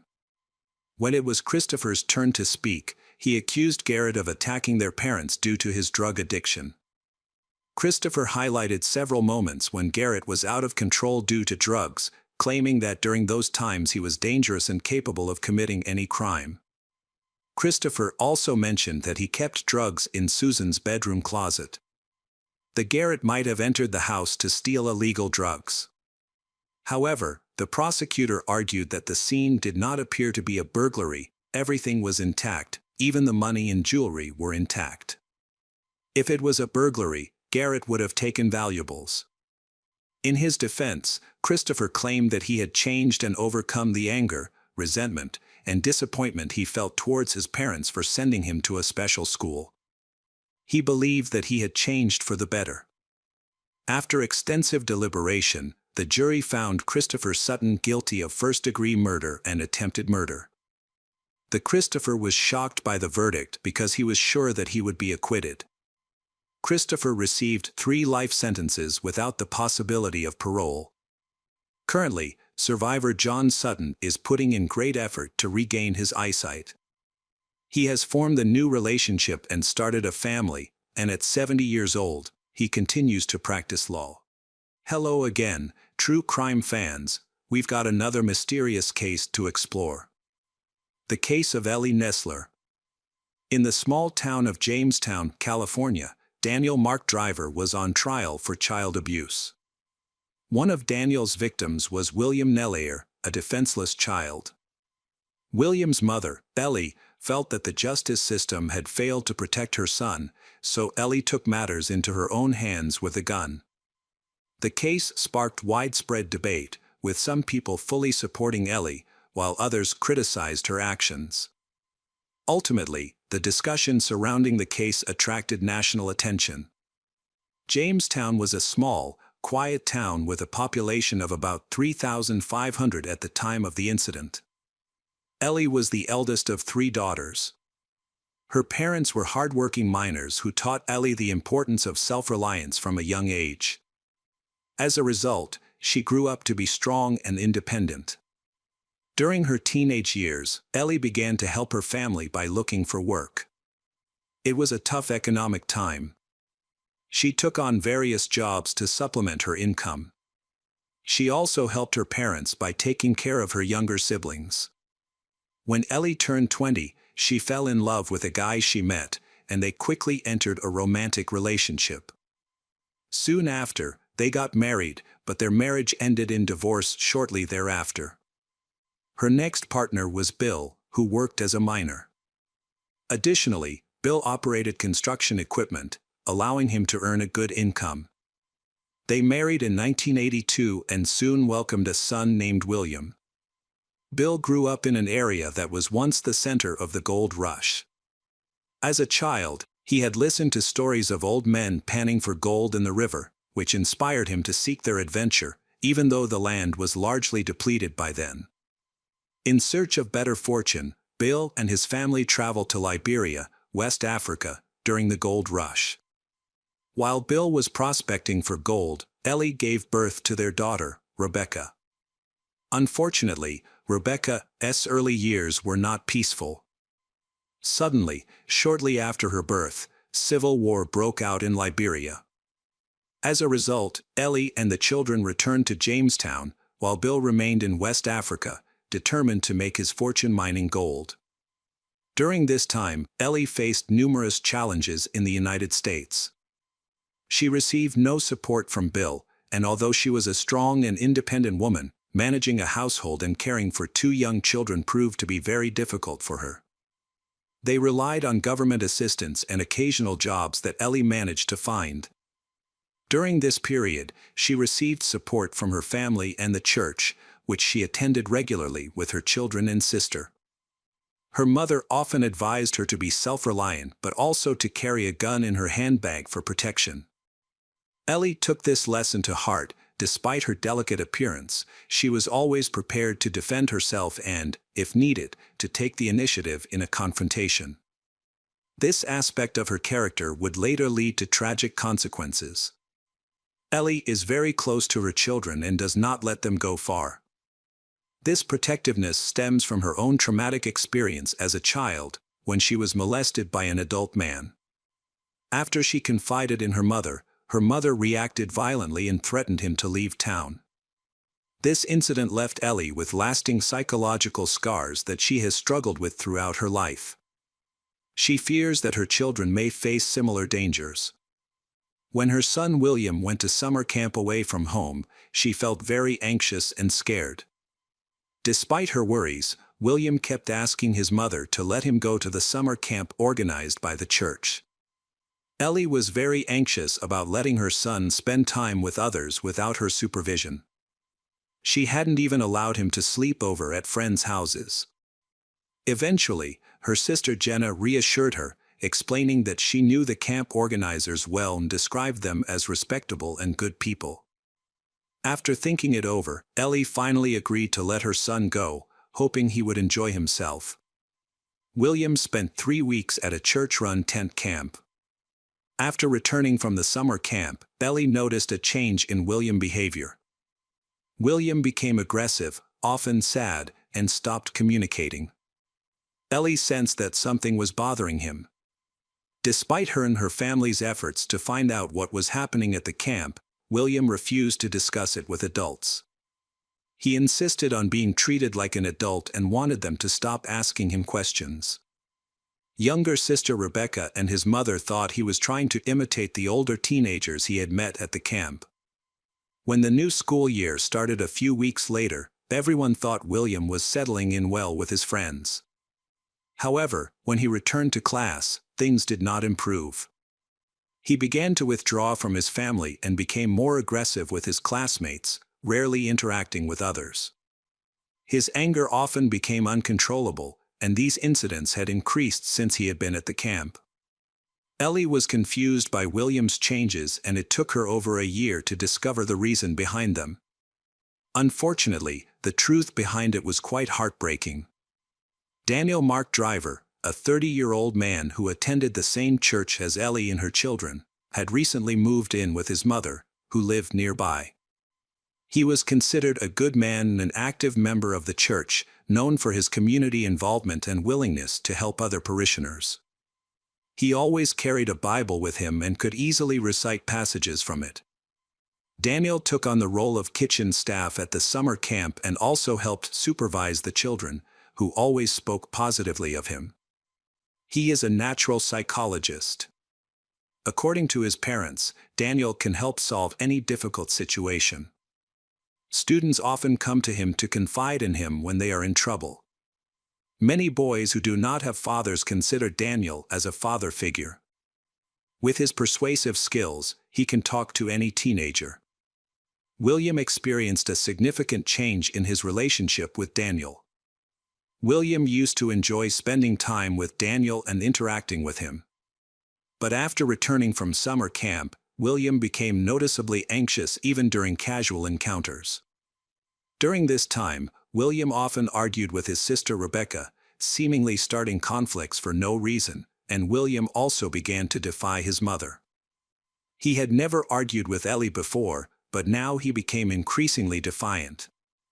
Occasionally, William's Aunt Jen, who was very close to the family, would take William to her home for the weekend. This gave his mother a break. About 9 months after the camp, Jen took William to her home for a weekend. During his stay, he had the opportunity to spend time with his cousins. Each time, Jen tried to discuss the major changes in his behavior, but William was quiet and avoided answering her questions. However, he later confided in her a secret, insisting that she not tell anyone, not even his mother. Jen agreed to keep it a secret. 7-year-old William shared his experience while he was at summer camp. Daniel began to behave inappropriately towards him. One day, the Daniel lured William into the woods with the promise of showing him frogs and other animals. However, as they went deeper into the woods, the Daniel began to abuse him. This abuse continued regularly, even after the summer camp ended. The boy was afraid to go to church and tried to avoid the Daniel as much as possible. The abuse began when William was 6 years old, and during this time, the Daniel threatened him, saying that he would harm William and his family if he revealed what was happening. Fearing danger to his loved ones, William kept quiet, and the abuse continued for many months. After hearing the story, Jen felt she had to talk to Ellie. She apologized to William for revealing his secret, but felt the need to take action against the rapist and put an end to his actions. Jen first spoke to her sister Ellie about what had happened to William. Ellie was shocked and blamed herself for exposing her child to such a problem. From the beginning, her maternal instincts warned her that William should not attend the camp. However, she succumbed to the pressure, leading to the outcome she feared and experienced. William worried that the man might come back and act on his threat if he found out that William had told anyone about the incident. The boy became increasingly anxious and fearful. He often came home from school in tears, telling his mother that he had seen Daniel's car in the distance.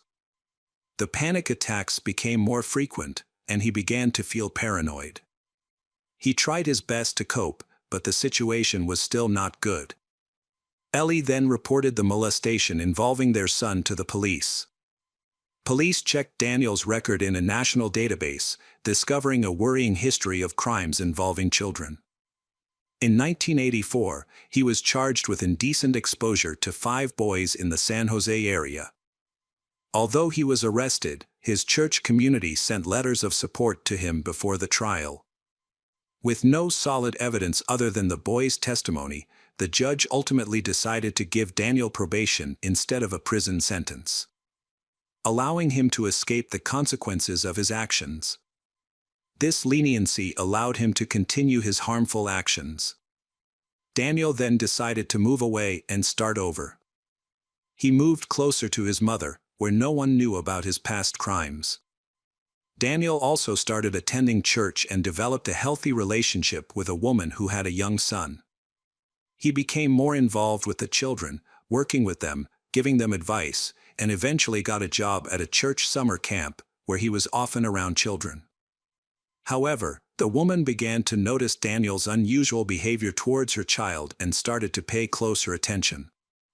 She eventually asked her son if Daniel had ever bothered him, but the boy appeared confused and insisted that nothing inappropriate had happened. The mother, doubting her son's honesty and fearing he was too scared to speak up, did not dismiss her concerns. She continued to monitor Daniel's behavior. A few months later, she caught Daniel molesting her son. She then contacted a friend who was the district attorney.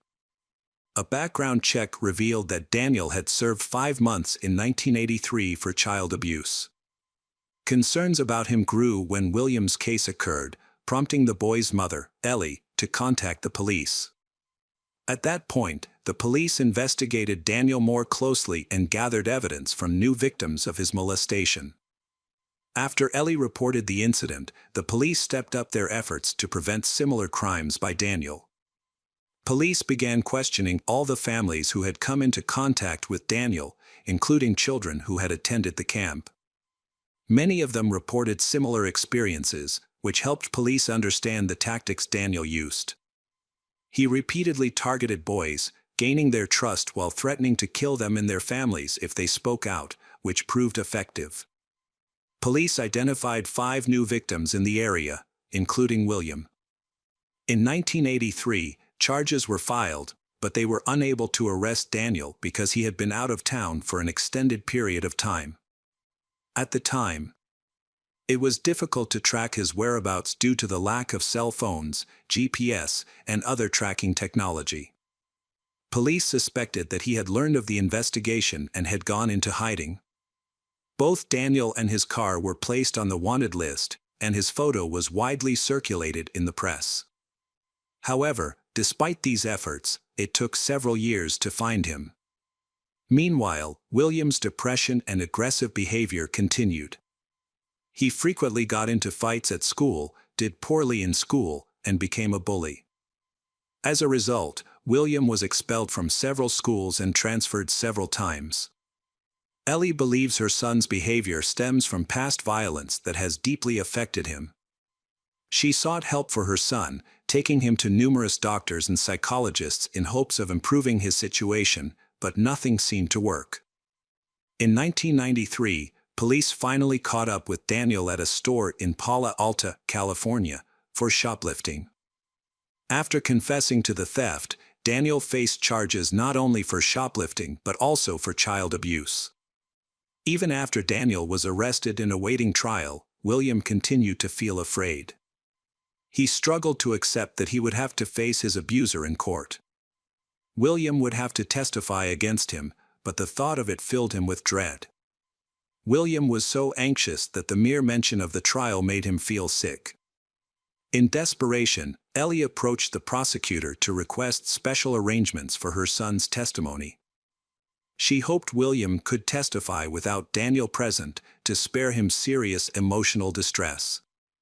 Unfortunately, the current rules required William to appear before a jury. To address this situation, the only solution was to install cameras so that William could provide testimony from another room. He would be recorded, and the video would be shown in court. Unfortunately, the small community lacked the funds to set this up. As a result, William had to appear in court like the other boys who had also been victimized by the Daniel. The trial was challenging due to the presence of many emotionally and physically traumatized children. The boys who had already testified had experienced significant distress, but they managed to get through it. On April 2, 1993, 11-year-old William was one of the last witnesses to take the stand. Ellie tried to prepare him for his meeting with Daniel the criminal as best she could. However, when the car carrying William and his relatives arrived at the courthouse, William did not want to leave. He began to have a panic attack and vomited violently. Ellie reassured him that he needed to testify because testifying was the only way to ensure that a dangerous person would be locked up and unable to harm anyone else. William understood the importance of his testimony, but his fear made it difficult for him to calm down. Ellie, William, and the aunts waited outside the courthouse to be called to testify. During this time, they tried to comfort William and help him calm down. Suddenly, a van arrived at the courthouse and Daniel was taken out. When William saw Daniel, he felt nauseous again. Ellie stared at Daniel as he walked through the courthouse yard. She later remembered that Daniel just smirked and walked past. She felt a burning hatred for this man. As they left the building, Daniel's ex-girlfriend and her son, who was also a victim, testified against him. The woman told Ellie that things were not going well. She noted that the children were nervous and confused in their testimony. Daniel took advantage of this by highlighting inconsistencies in their testimony. He continued to put the children in difficult situations, asking distressing questions that only made them more confused. They became increasingly upset, some of them crying. This makes Ellie worried about William. Ellie fears that the situation could affect the trial, potentially allowing a dangerous criminal to escape justice and return to his former criminal ways. At that moment, Ellie Nessler suddenly realizes that she must serve justice, and Daniel must be stopped forever. Court in this county lack modern security features like metal detectors. It is easy to carry guns inside. And many people in the community, including Jen, carry weapons for self-defense. While on the street, Belly reached into her purse and quietly pulled out a gun. She hid the weapon as they entered the courtroom, where Ellie shot Daniel 6 times. 5 of the bullets hit him in the back of the head and neck, killing him instantly. People in the courtroom panicked and fled, and police rushed in with loaded guns. Jen stepped in front of her sister, causing Ellie to throw the gun to the ground and raise her hands in surrender. She was then arrested. The shocking story of a mother staging a lynching during a court hearing quickly made national headlines. Within a week, every major media outlet had covered the incident, sparking widespread debate about the lynching. Many saw Ellie as a hero, receiving overwhelming support from local residents, especially those affected by the event. 2 local banks even set up defense funds that the community could contribute to for Ellie, leading to a rush of donations from her supporters. Items such as T-shirts that read "Good shot, Ellie" became popular and which sold well. Similar stickers could be found on cars all over the country. Despite this, Ellie couldn't be celebrated as a national hero for her actions. She was arrested and had a bail set at $500,000. This amount was provided by a guarantor from Seaman, allowing her to return home before the hearings and await trial in her own community.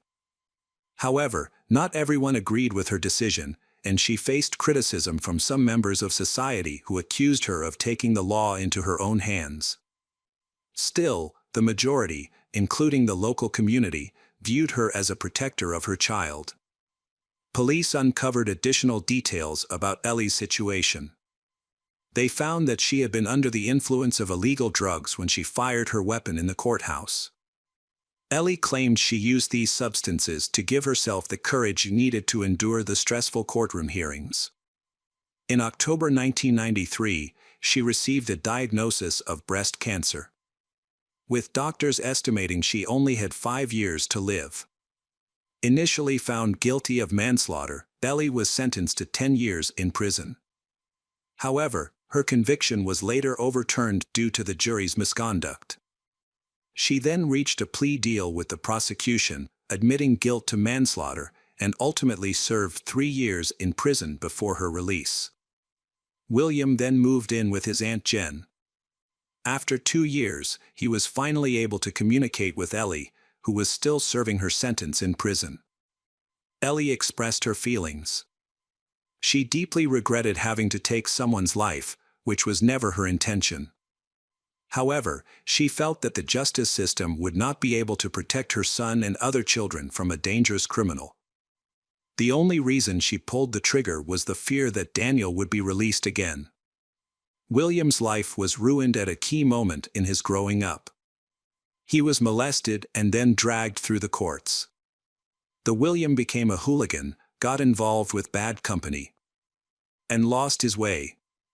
As a result, he had frequent encounters with the law, with courts and prison becoming a regular part of his life. He was first charged with a crime at the age of 14. He was incarcerated 18 times between 1999 and 2004 for various crimes. His criminal record was extensive, including charges of robbery, assault, illegal possession of a weapon, and drug-related offenses. In 2004, when he turned 23, William was living freely, had several tattoos, and resided in his family's house. He didn't have a permanent job, so, similar to his mother in her younger days, he was searching for temporary work for short periods. However, while Ellie had to do this out of necessity due to the economic crisis, for William, it was a result of his involvement in criminal activities. In 2004, he also took a part-time job with his friend David, helping to clean his house during construction and repairs. David had become disabled from working in the oil fields. In June, a dispute arose when tools went missing from the construction site, with both sides blaming each other. When the police arrived, William attacked David and beat him. Due to this incident, along with the previous charges, he was sentenced to 60 days in prison but was released after only 30 days. On July 26, 2004, just an hour after his release, he returned to his workplace. David attempted to escape but was unable to due to his disability. William then attacked David, kicking him in the head several times. As a result, David lost consciousness and died in hospital the following day. William fled the scene but was arrested a few days later and charged with first-degree murder. In June 2005, William Nessler was sentenced to 25 years in prison. Rebecca was the only one to escape the tragic fate and now lives a normal life with her family and children, often reflecting on the absence of her mother and brother during important moments. She deeply misses her brother William, who always looked out for her.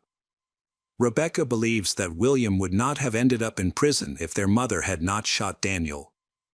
This tragic event caused a series of unfortunate events that made their lives worse.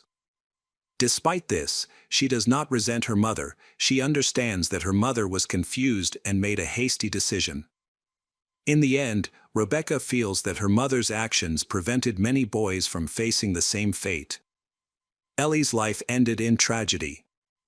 In addition to battling breast cancer, she faced legal troubles. She became involved in distributing illegal drugs.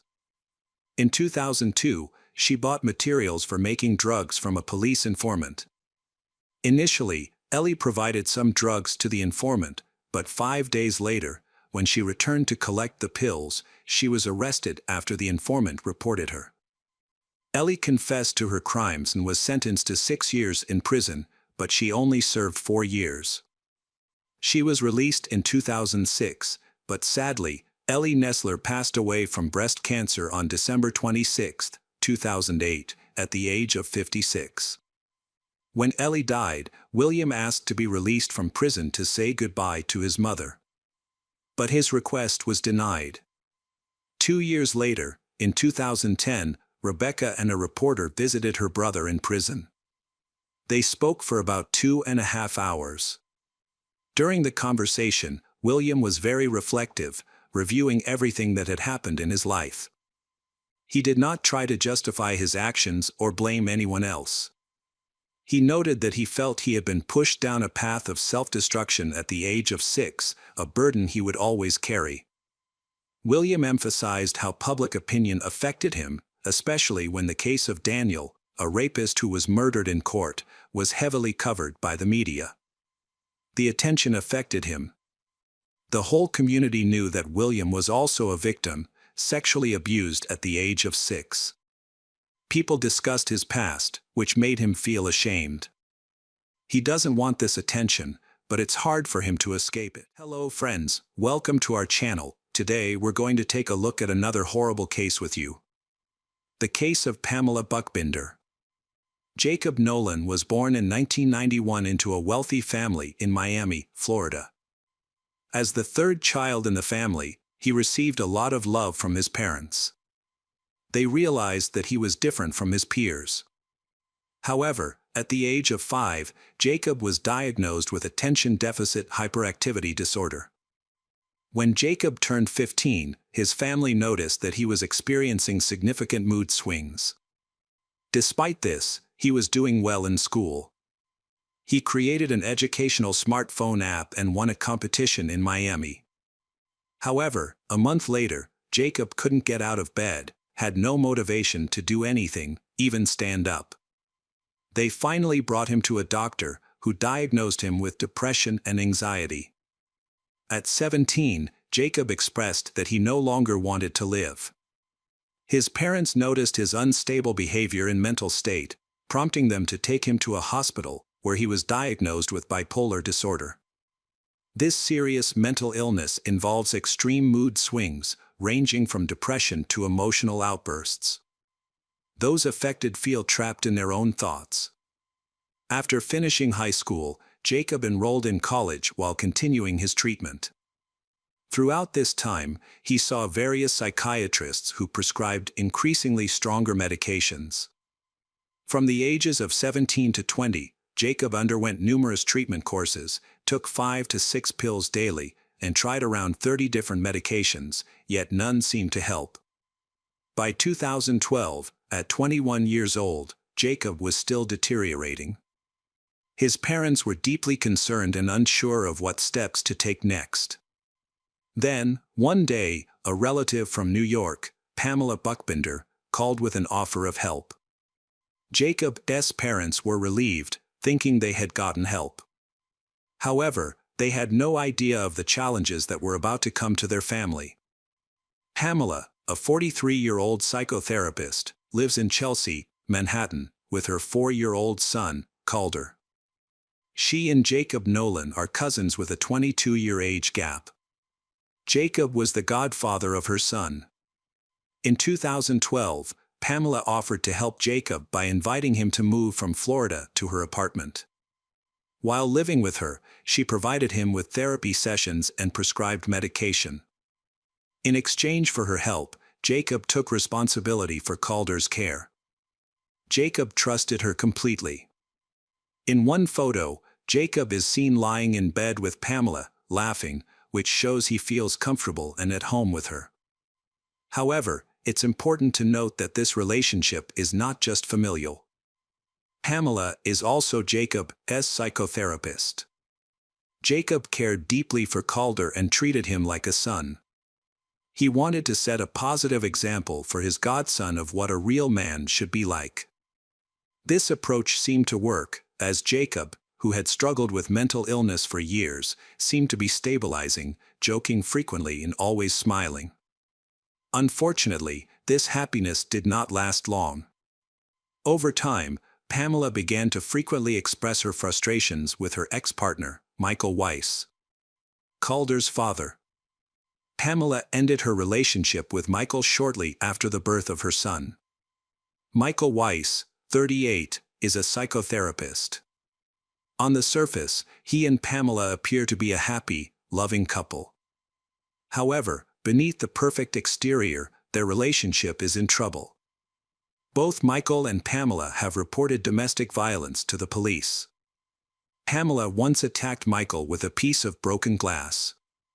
Michael received medical treatment, stitched up the wound, and later that day, he reported the incident to the police. As a result, Pamela was arrested and charged with assault. However, she was soon forgiven by Michael and the couple reconciled, but a few months later, Pamela went to the police again, claiming that Michael had threatened her and wanted to kill her. She later retracted that statement. Although they were never officially married, Michael and Pamela's relationship lasted about 4 years. After they had a son in 2008, Pamela finally ended the relationship.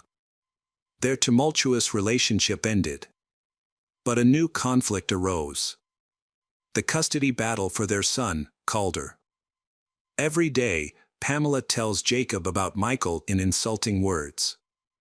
She complained that Michael refused to pay child support and even accused him of doing bad things to their son, Calder, during his visits. On the morning of November 12, 2012, Jacob was awakened by Pamela's gentle touch. She climbed into his bed, caressed his back, and whispered sweet nothings in his ear. She told him that Jacob was her savior. He was the best person in the world because no one understood her like he did. However, her affectionate mood quickly changed. She took a black sports bag from her closet and stuffed it with a long-handled hammer and a kitchen knife. Overwhelmed with emotion, she began to cry and told Jacob that today was the day he needed to face Michael. A diagram showing the entrance to the multi-story office building where Michael is seeing patients is written on a piece of paper. Jacob stands up, grabs his bag, stuffs the diagram into his pocket, and leaves. Before leaving, he washes his face and declares, "Today is the day our lives will change for the better because Michael will be eliminated." Jacob arrived at the right high-rise in Manhattan. He circled the building, observing it from different angles. Entering through the service entrance, he checked in on the first floor, provided his real name, and mentioned he was going to the tutoring center. He was allowed inside. Jacob took the elevator to the 12th floor and made his way to Michael's office. He heard a patient inside and decided to wait in the hallway for the appointment to finish. Soon, the patient would exit, leaving Michael alone. While waiting, Jacob felt increasingly anxious. Doubts flooded his mind, making him question whether he was making the right decisions. At one point, he thought about abandoning everything and running home. However, the idea of returning to Pamela without completing her request and disappointing her was stronger than his fear. Jacob realized he had no choice but to continue. After the patient left, Jacob entered the office and informed Michael that Pamela had asked him to collect financial documents for the Calders kindergarten. As Michael searched for the documents, Jacob asked to use the restroom. In the restroom, Jacob took out a knife and hid it in his pocket, then retrieved a large hammer. He exited the bathroom and approached Michael, swinging the hammer at him. Thankfully, Michael reacted quickly, ducking just in time to avoid a serious injury, though the hammer struck his shoulder. Jacob then pulled out the knife, and a struggle ensued. Michael, being physically larger, quickly fought back. The people around heard Michael's cry for help. They mistakenly thought that the doctor was being attacked by an unstable mental patient. They quickly called 911 to report the incident. Before the police arrived, Jacob and Michael, feeling exhausted, sat down in the hallway. Jacob took out his phone and took a selfie, which he sent to Pamela along with a question about what he should do next. But he never received a reply. The situation made him feel very strange. The police and ambulance arrived shortly after. The injured men were rushed to the hospital for treatment. Fortunately, none of them had life-threatening injuries. Michael was treated and sent home the same day. Jacob's injuries were more serious and the doctors noted that he was unstable. Jacob was arrested in the hospital while he was receiving treatment. He sent a detailed message to Pamela about what had happened to him and Michael. Although she initially ignored his message, she eventually asked which hospital he was in. When Pamela arrived, she was not allowed to see Jacob, who was already handcuffed to the bed. Jacob spent 4 days in the hospital before being taken to a jail cell after his discharge. He was released on bail of $200,000 while awaiting trial. Jacob was permitted to fly from New York to his parents' home in Florida. Several weeks after the incident, Michael filed a lawsuit against Pamela, accusing her of conspiring to kill him. Michael argued that Pamela was dangerous and insisted that their son should live with him. He presented surveillance footage from a hardware store showing that the day before the attack, Pamela and Jacob had purchased a hammer together, and Pamela had paid in cash. Pamela denied any involvement, saying that she had only asked Jacob to retrieve some financial documents from Michael, but had not asked Jacob to attack. Although she admitted to giving Jacob a knife, she explained that it was to protect her son Calder, since Calder's daycare was on the first floor of the building where Michael worked. Shortly thereafter, the judge transferred custody of Calder to Michael Weiss, granting him full custody and banning Pamela from contacting her son for 5 years. A few months after the incident, Jacob accused Pamela of orchestrating the attack on Michael. He claimed that Pamela meticulously planned the attack, and that she had instructed Jacob to approach Michael and hit him with a hammer. Jacob previously said that Pamela had been psychologically manipulating him. Pamela repeatedly told him that Michael was harming her son, but there was no evidence to support her claim. No one ever witnessed Michael harming Calder or saying anything negative to his son. In fact, relatives testified that Michael cared deeply for his son. Pamela was someone Jacob trusted completely and considered very close. Meanwhile, Jacob's parents were in despair. They fully supported their son and claimed that Pamela had brainwashed him using psychological techniques from her practice. In March 2016, Jacob Nolan's trial began. He claimed that Pamela had forced him to attack Michael Weiss.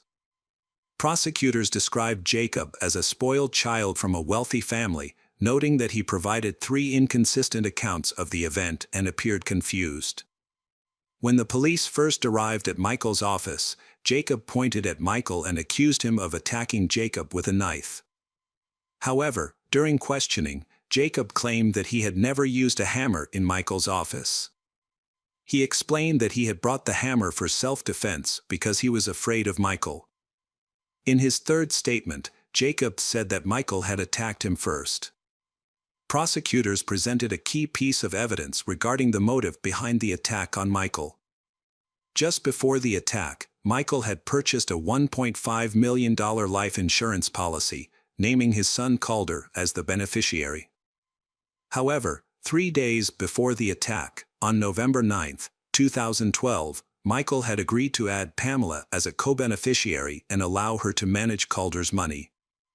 Jacob claimed that this was the first time he had learned about the insurance policy and claimed that Pamela had never shared her financial affairs with him. During the trial, it was revealed that Jacob had purchased plastic zip ties from a hardware store in addition to the hammer found with Pamela. Jacob confirmed this and made a shocking admission. Pamela had asked him not only to kill Michael but also to ensure he suffered before dying. She described brutal acts that Jacob was supposed to carry out. Jacob refused to inflict such extreme cruelty. But he agreed to kill Michael. Jacob mentioned that Pamela initially wanted to create a homemade weapon using an air pistol, but when they got to the hardware store, they decided it would be easier and more effective to use a hammer instead. Jacob's attorney focused on proving that Jacob was insane. However, proving that he was insane is quite difficult. Currently, there is no test that can reveal a person's thoughts and feelings at the time of the crime. Evaluations are usually based on interviews, police reports, medical records, and sometimes social media messages. Often, 2 different psychiatrists can give conflicting opinions, which can confuse judges and juries. Although mental illness can affect emotions, thoughts, and behavior, throughout the trial, Jacob clearly understood his actions and admitted that they were wrong and bad. He did not appear insane in court. He was handsome, articulate, well-dressed, and answered questions clearly. Pamela was not called to testify at the trial by either the prosecution or the defense. Jacob Nolan, who had a mental disorder, faced skepticism regarding his claim that Pamela was the one who initiated the attack. Before the trial, Jacob's lawyers hired detectives to locate Pamela, but they were unable to find her, and her apartment was empty. In March 2016, after a 2-week trial, 24-year-old Jacob Nolan was convicted of attempted murder and second-degree assault, receiving a sentence of 9.5 years in prison. Jacob was very upset about his sentence, stating, "It's unfair. I'm not a danger to society." His parents regretted their decision to send him to live with their Pamela, believing it was their biggest mistake. On October 19, 2017, nearly 5 years after Michael's attack, police located Pamela in Sullivan, New York. The Manhattan District Attorney charged her with conspiracy to murder Michael Weiss. At the time of Pamela's arrest, police found her passport and Calder's birth certificate. Pamela was arrested and maintained her innocence. She hired 2 of New York's top attorneys, who claimed that the video showing her doing laundry and the video of her buying the hammer had been edited. They claimed that Pamela was a highly educated psychotherapist and would never have considered organizing a murder. In the 5 years after Jacob's attack, Pamela lived a normal life. She worked and rented an apartment. She did not attempt to go into hiding or flee the country, but she avoided reporters and did not comment on Jacob's crimes. Pamela was detained before her trial at the notorious Rikers Island prison in New York, where she spent 5 years due to legal issues. On September 7, 2022, during a pre-trial hearing, Pamela made a statement agreeing to plead guilty in return for a lighter sentence. However, a month later, she decided to withdraw her plea. Pamela's trial took place. The jury found Pamela Buckbinder guilty and she was sentenced to 11 years in prison. After the verdict was read, she looked sadly at her relative, who blew her kisses. Jacob and Pamela are currently serving their sentences in separate correctional facilities in New York. Jacob is scheduled to be released in 2024, while Pamela will be released in 2027. Jacob maintains regular phone contact with his parents. He has expressed remorse for his actions and reflects on them every night. He even wishes to meet Michael Weiss in person to apologize and seek forgiveness. When Pamela is released, her son, Calder, will be 19. He is currently being raised by his biological father, Michael, who still works in Manhattan. Hi everyone, thanks for returning. Let's unravel another horrible case. The case of Michael Reese. In February 2015, around 8 p.m., the Morris Police Department received a call from a woman named Cindy Reese, 40. She reported that when she returned home from the store, she found the front door wide open. Inside, she found items scattered on the floor. Cindy attempted to contact her husband, Michael, but he did not answer. Feeling scared, she did not go further into the house. Instead, she went to a landline near the main entrance, called the police, and then walked outside. After the call, at 9:11 p.m., Cindy contacted Michael's father and informed him that their home had likely been burglarized and asked him to come immediately.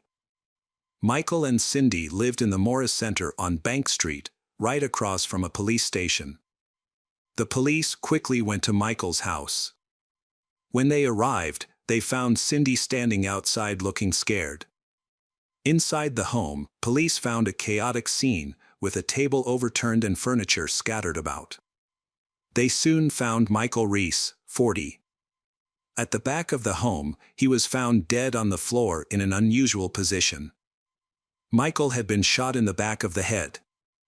Michael Reese was born in July 1974 in Alabama. From a young age, he loved fishing.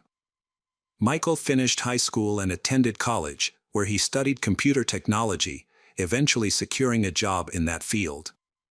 He was skilled with computers and often helped others. Although Michael got married, his first marriage ended in divorce due to his wife's infidelity. He didn't dwell on this loss since they had no children and continued to seek the right partner for himself. In 2008, Michael was introduced to Cindy by a mutual friend. They were nearly the same age, and a strong connection quickly developed between them, leading to a passionate romance. Cindy was born in January 1975 in Alabama. Her father served as an assistant pastor in a Baptist church, and she often accompanied him to work as a child. Growing up, Cindy was a model student who adhered to the rules. She graduated from college with a degree in accounting. In 1995, Cindy married, but her first marriage ended in tragedy in 2007 when she returned home from work to find her husband deceased. He had died from a self-inflicted gunshot wound to the head. Cindy was devastated by her husband's death. A year later, in 2008, she met Michael Reese, and they fell in love. They married on September 5, 2009, and spent their honeymoon at Disneyland. After the wedding, they moved into Michael's grandmother's house in Morris. Cindy worked as an accountant at the Jefferson County Courthouse, while Michael was a computer technician at St. Vincent's Hospital in Birmingham.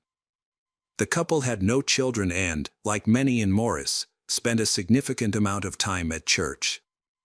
Cindy, who grew up in a Lutheran family, convinced Michael to join the Sardis Baptist Church.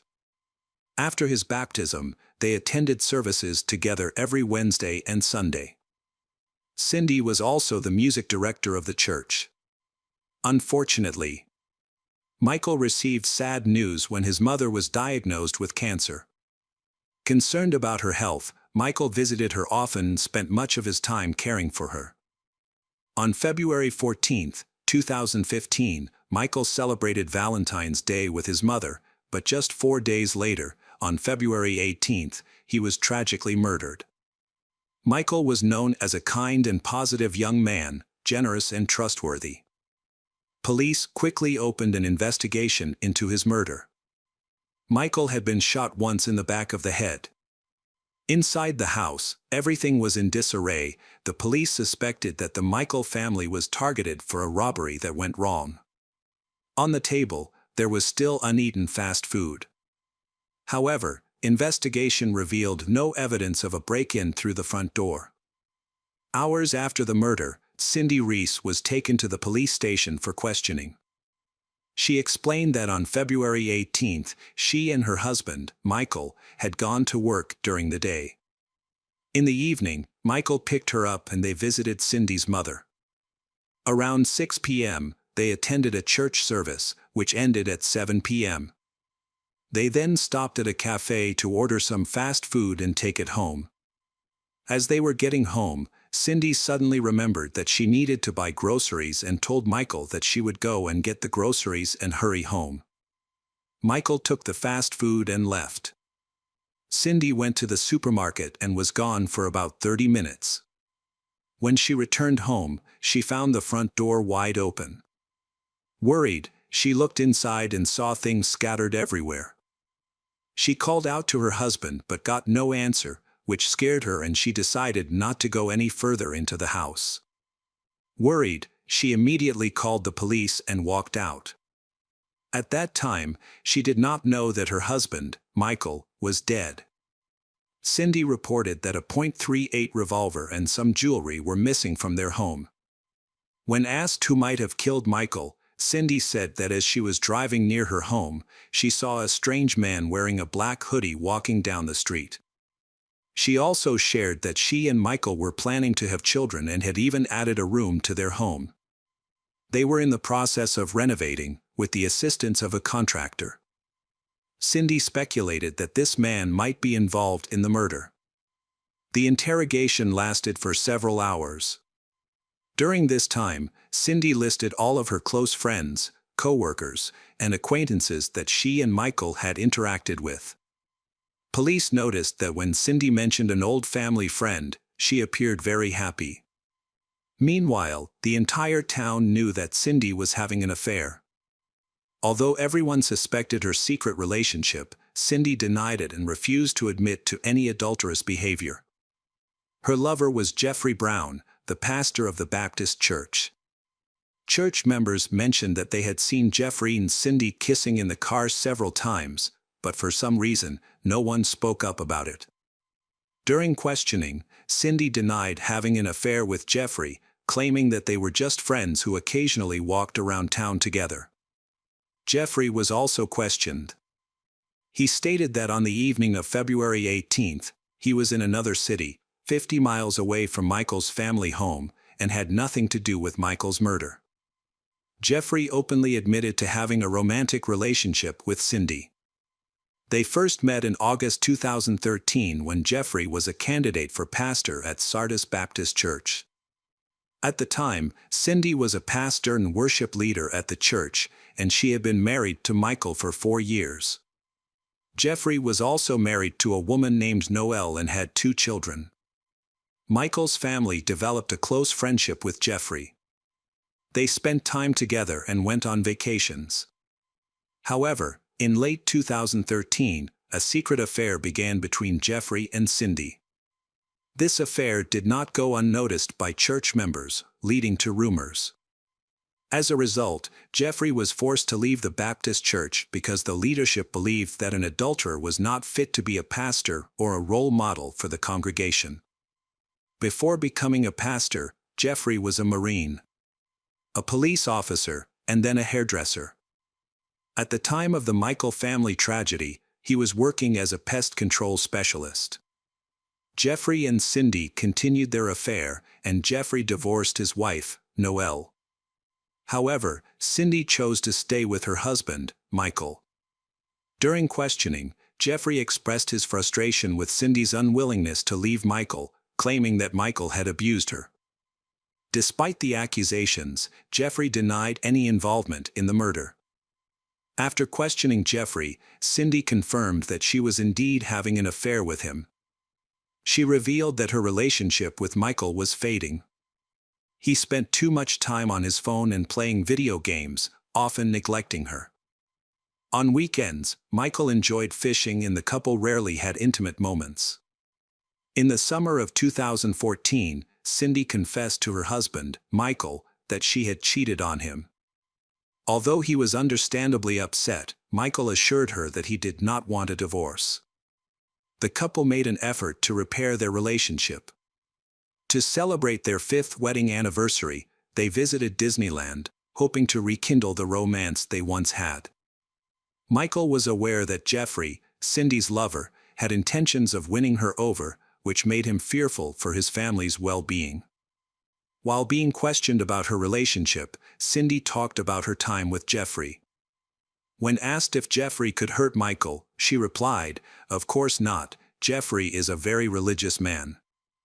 The investigation into the case is still ongoing. Police have not found any witnesses or surveillance footage to confirm that a stranger wearing a black hoodie was seen walking down the street on February 18th. A contractor who was doing renovations for Michael's family has a solid alibi. He was at the church at the time of the crime. The initial theory of a robbery was dismissed because there were no signs of forced entry. While some items were missing from the house, most of the jewelry was intact. It appears the killer intentionally created a mess by overturning tables, throwing blankets on the floor, and making it look like a robbery. Cindy claimed that she was in the store at the time of the murder. She said she bought orange juice and ham. When she checked out, she added a few small items to her cart and paid for everything. The police found it odd that Cindy would rush to the store when their refrigerator was already full. They had eaten ham and orange juice for breakfast, so it seemed like there was no real need to buy those things. Additionally, Michael and Cindy bought fast food for dinner. Cindy loved good food and her relatives often commented on this. People commented that Cindy would not let her hot dinner at home get cold and would not go to the store without eating her favorite hamburger and fries first. Police went to Cindy's workplace. In her office, they found a wedding photo of her and Michael displayed on a shelf, framed with hearts. Below, next to her computer, was a photo of Cindy with Jeffrey. Police also discovered financial documents showing that Cindy had paid for the apartment where Jeffrey lived using her credit card. Jeffrey had frequent financial problems. In addition, the couple shared a bank account and Cindy had always supported Jeffrey financially. Police also discovered cell phone records that showed what happened on the day of the murder.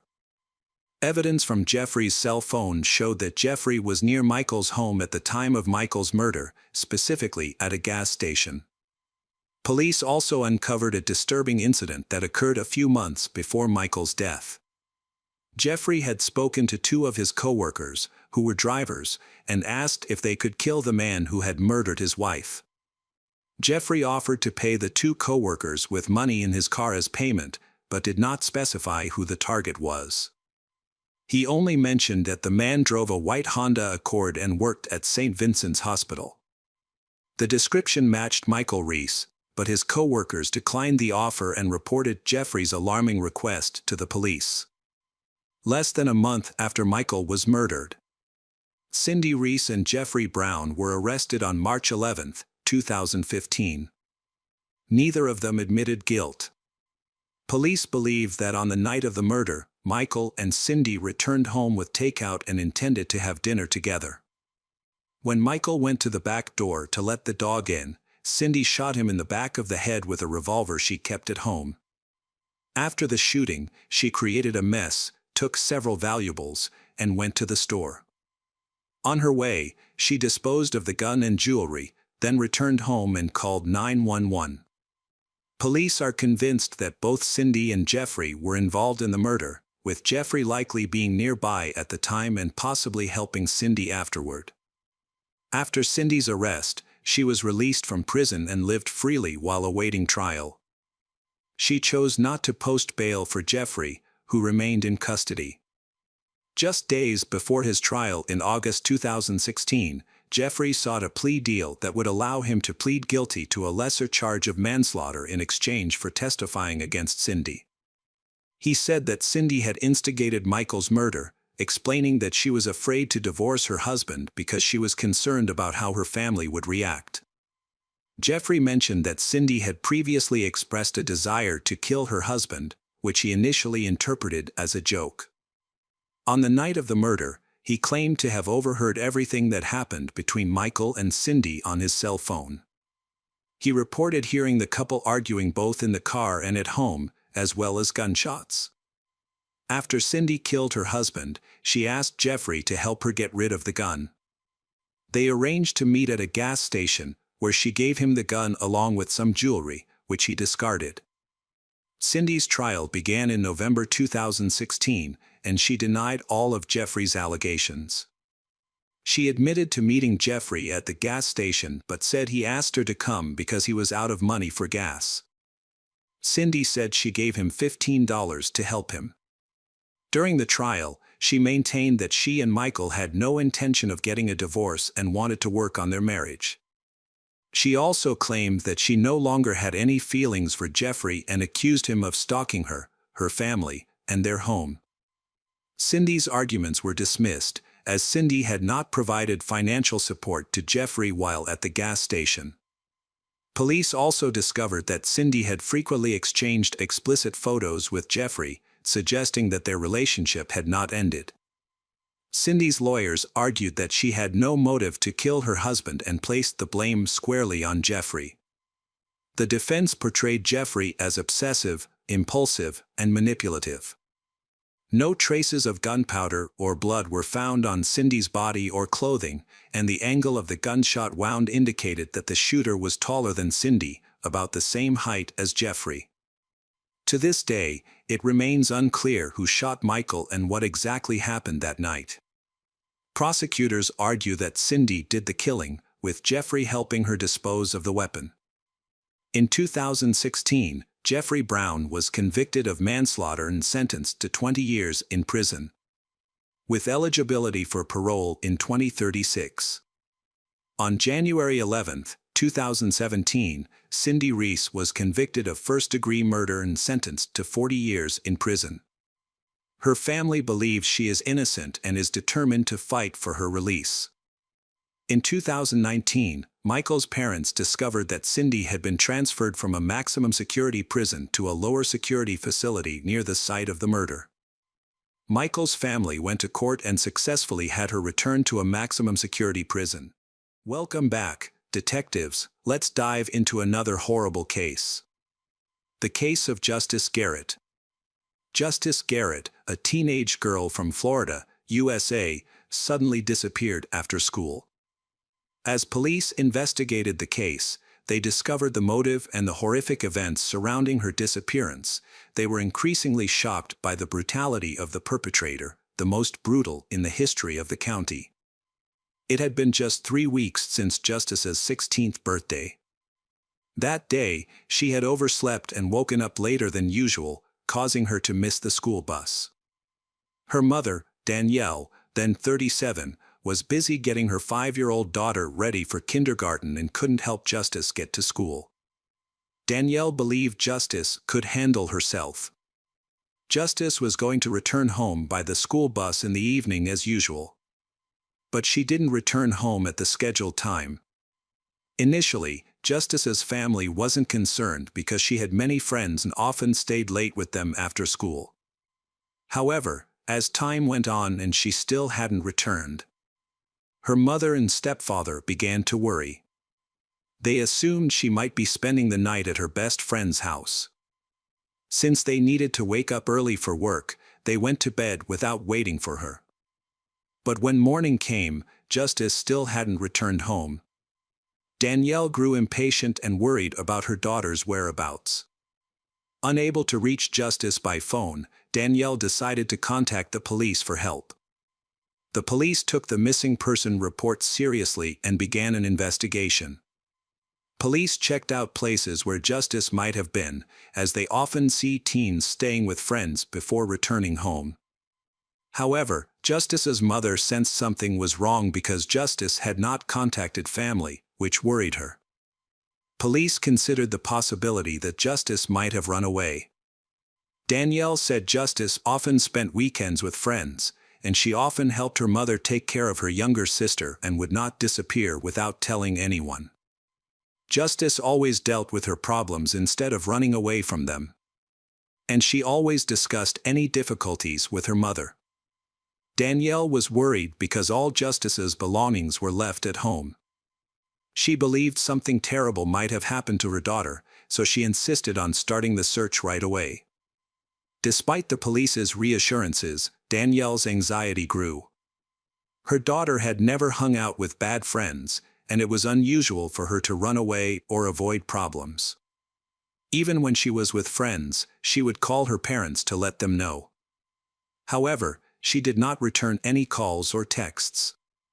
She was friendly and sociable, and did not use drugs or alcohol. It seemed completely impossible that she would just run away without telling anyone.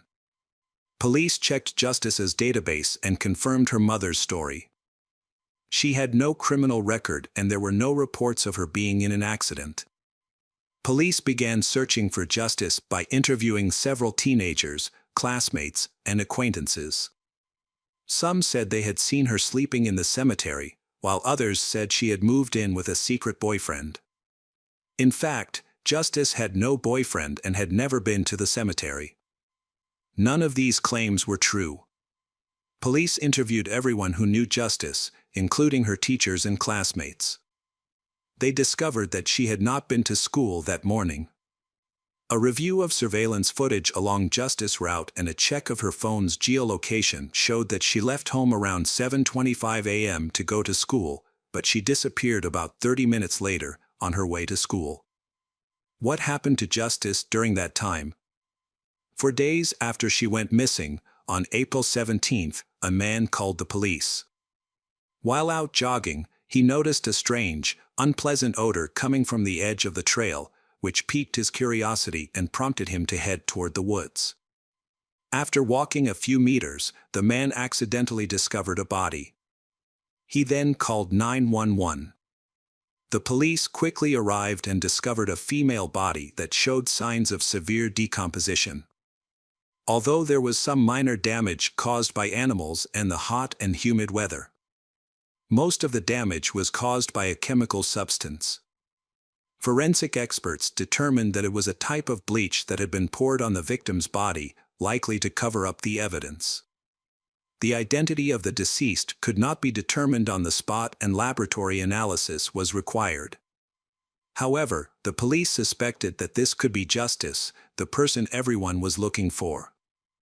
Police confirmed the identity of the body as Justice after DNA analysis. Her body was found in a wooded area near Delanda, about a 30-minute drive from her home in Sorrento. Her upper body was badly decomposed, exposing her bones. Her lower body was less damaged, suggesting that she had been exposed to fewer chemicals. Although the exact cause of Justice's death could not be determined due to the condition of her body, it appears that she died from strangulation. Evidence showed that her pants had been pulled down to her ankles and her sweater pulled up to her neck, suggesting that a sexual assault had taken place. Unfortunately, bleach destroyed much of the evidence, making it difficult to prove this motive. It was clear that she had suffered multiple blows to the face, as her nose was broken in several places. Police interviewed the jogger who discovered the body and reported it at 9:11 a.m. He provided important information about the incident. The jogger said that on the 16th, while running on the trail where the body was later discovered, he noticed another person in the distance. He believed it was a man based on his build, but he was unable to provide further details because the person ran away when he heard the jogger approaching. This unusual behavior caught the jogger's attention, but he did not go any closer to the area or see the body that day. However, he returned several days later when he noticed a foul odor. The investigation confirmed that the jogger was not involved in the incident. He passed a lie detector test and had an alibi for the day Justice went missing.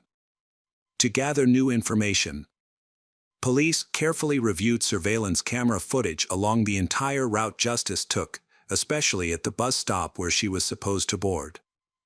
Justice's mother initially claimed that her daughter had walked to school by herself.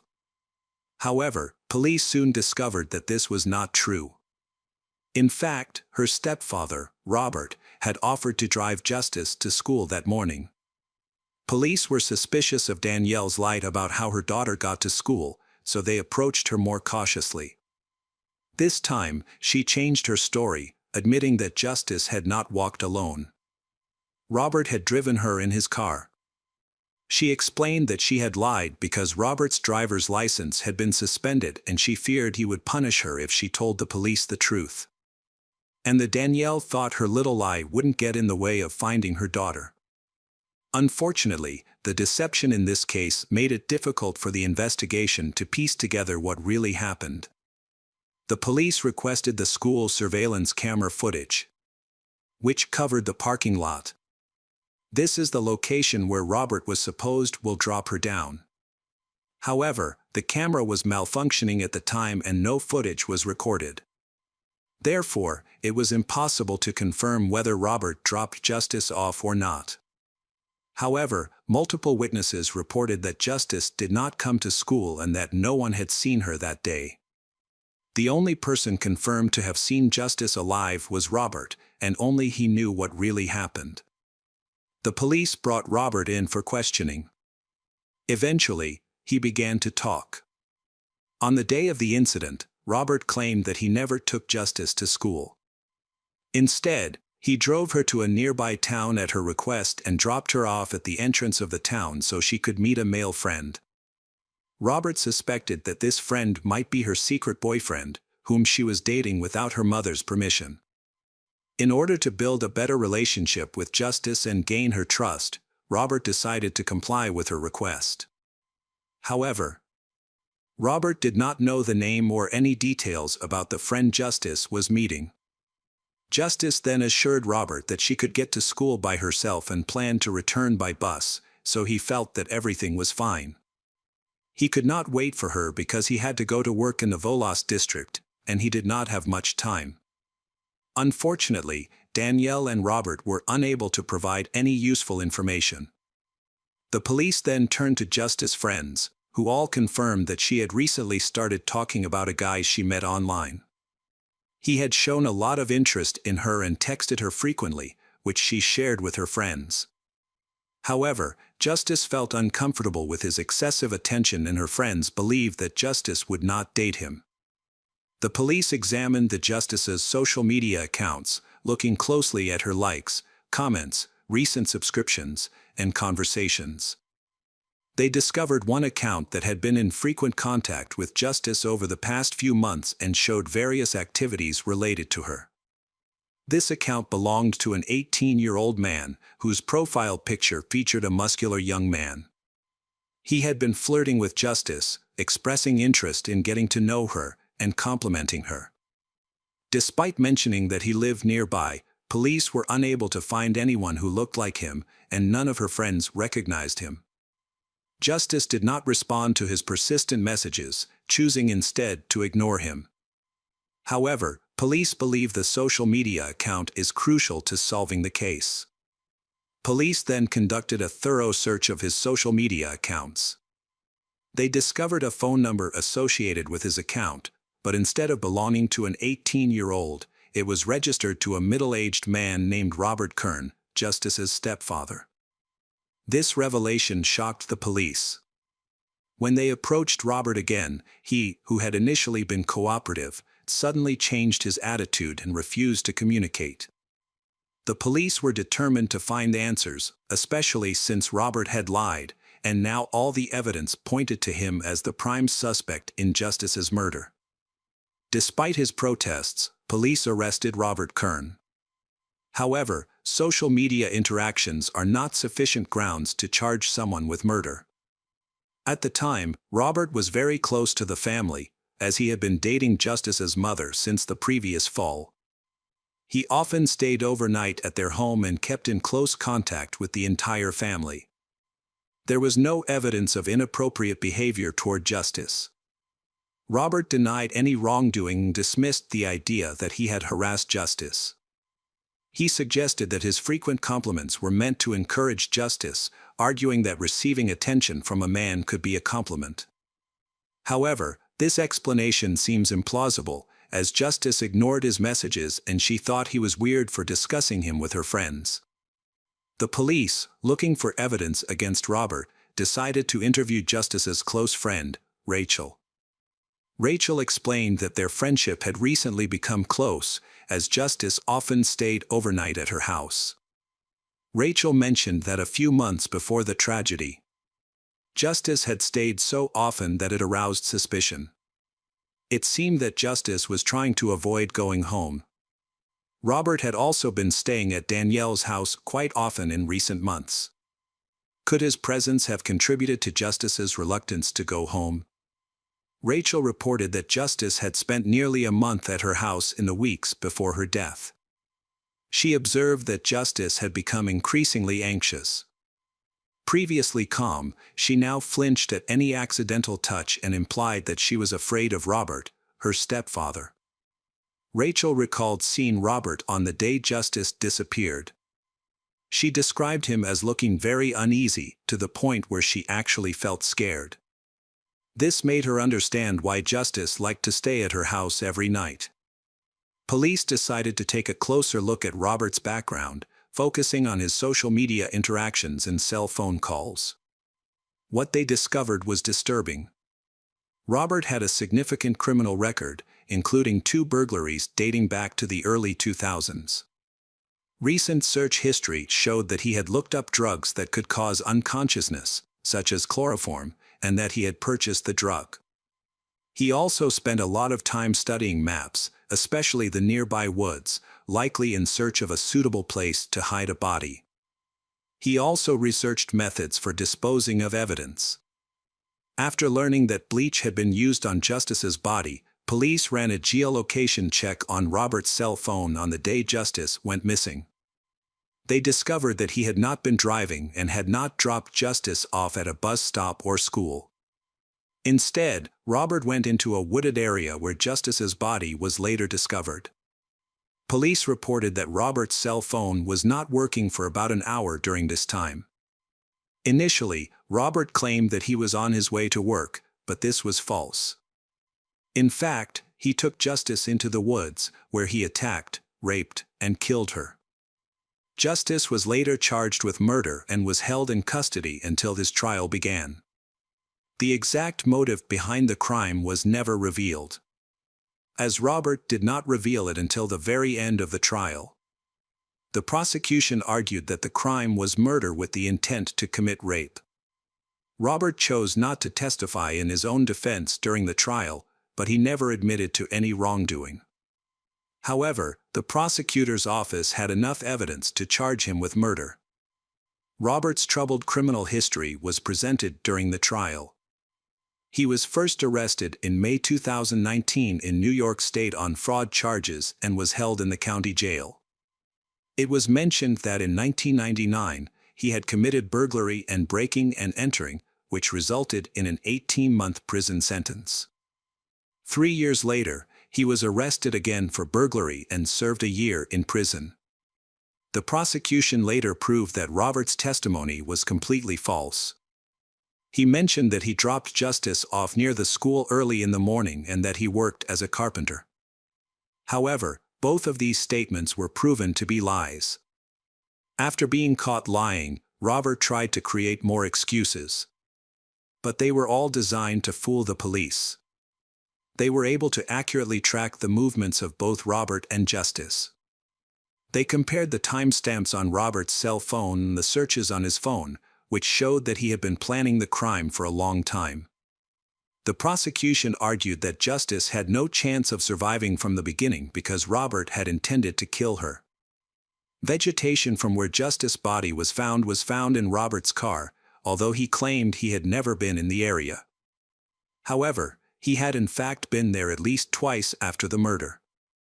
He returned to the location on April 16 to pour a chemical on the body to destroy evidence of the crime.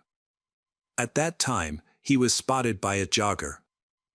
The prosecutor's office attempted to prove that Robert's actions were sexually motivated, arguing that he had intentionally kidnapped Justice in order to rape and harm her.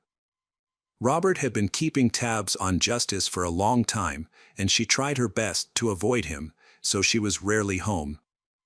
Danielle Justice's mother was devastated by her daughter's murder. In her testimony, she said that Robert had discouraged her from calling the police immediately after Justice's disappearance, convincing her that Justice was just staying at a friend's house. He also pressured her to lie, claiming that Justice had gone to school by himself. At first, the Danielle did not understand why he made such demands, thinking that he was afraid of the consequences of driving without a license. After reviewing the case documents, the jury reached its decision in just 30 minutes. They found Robert Kern guilty of first-degree murder of Justice Garrett. He was sentenced to life in prison without the possibility of parole, plus 5 years for attempting to obstruct the investigation. Throughout the trial, he never admitted his guilt and showed no remorse for his actions. Despite the overwhelming evidence against him, he maintained his innocence until the very end.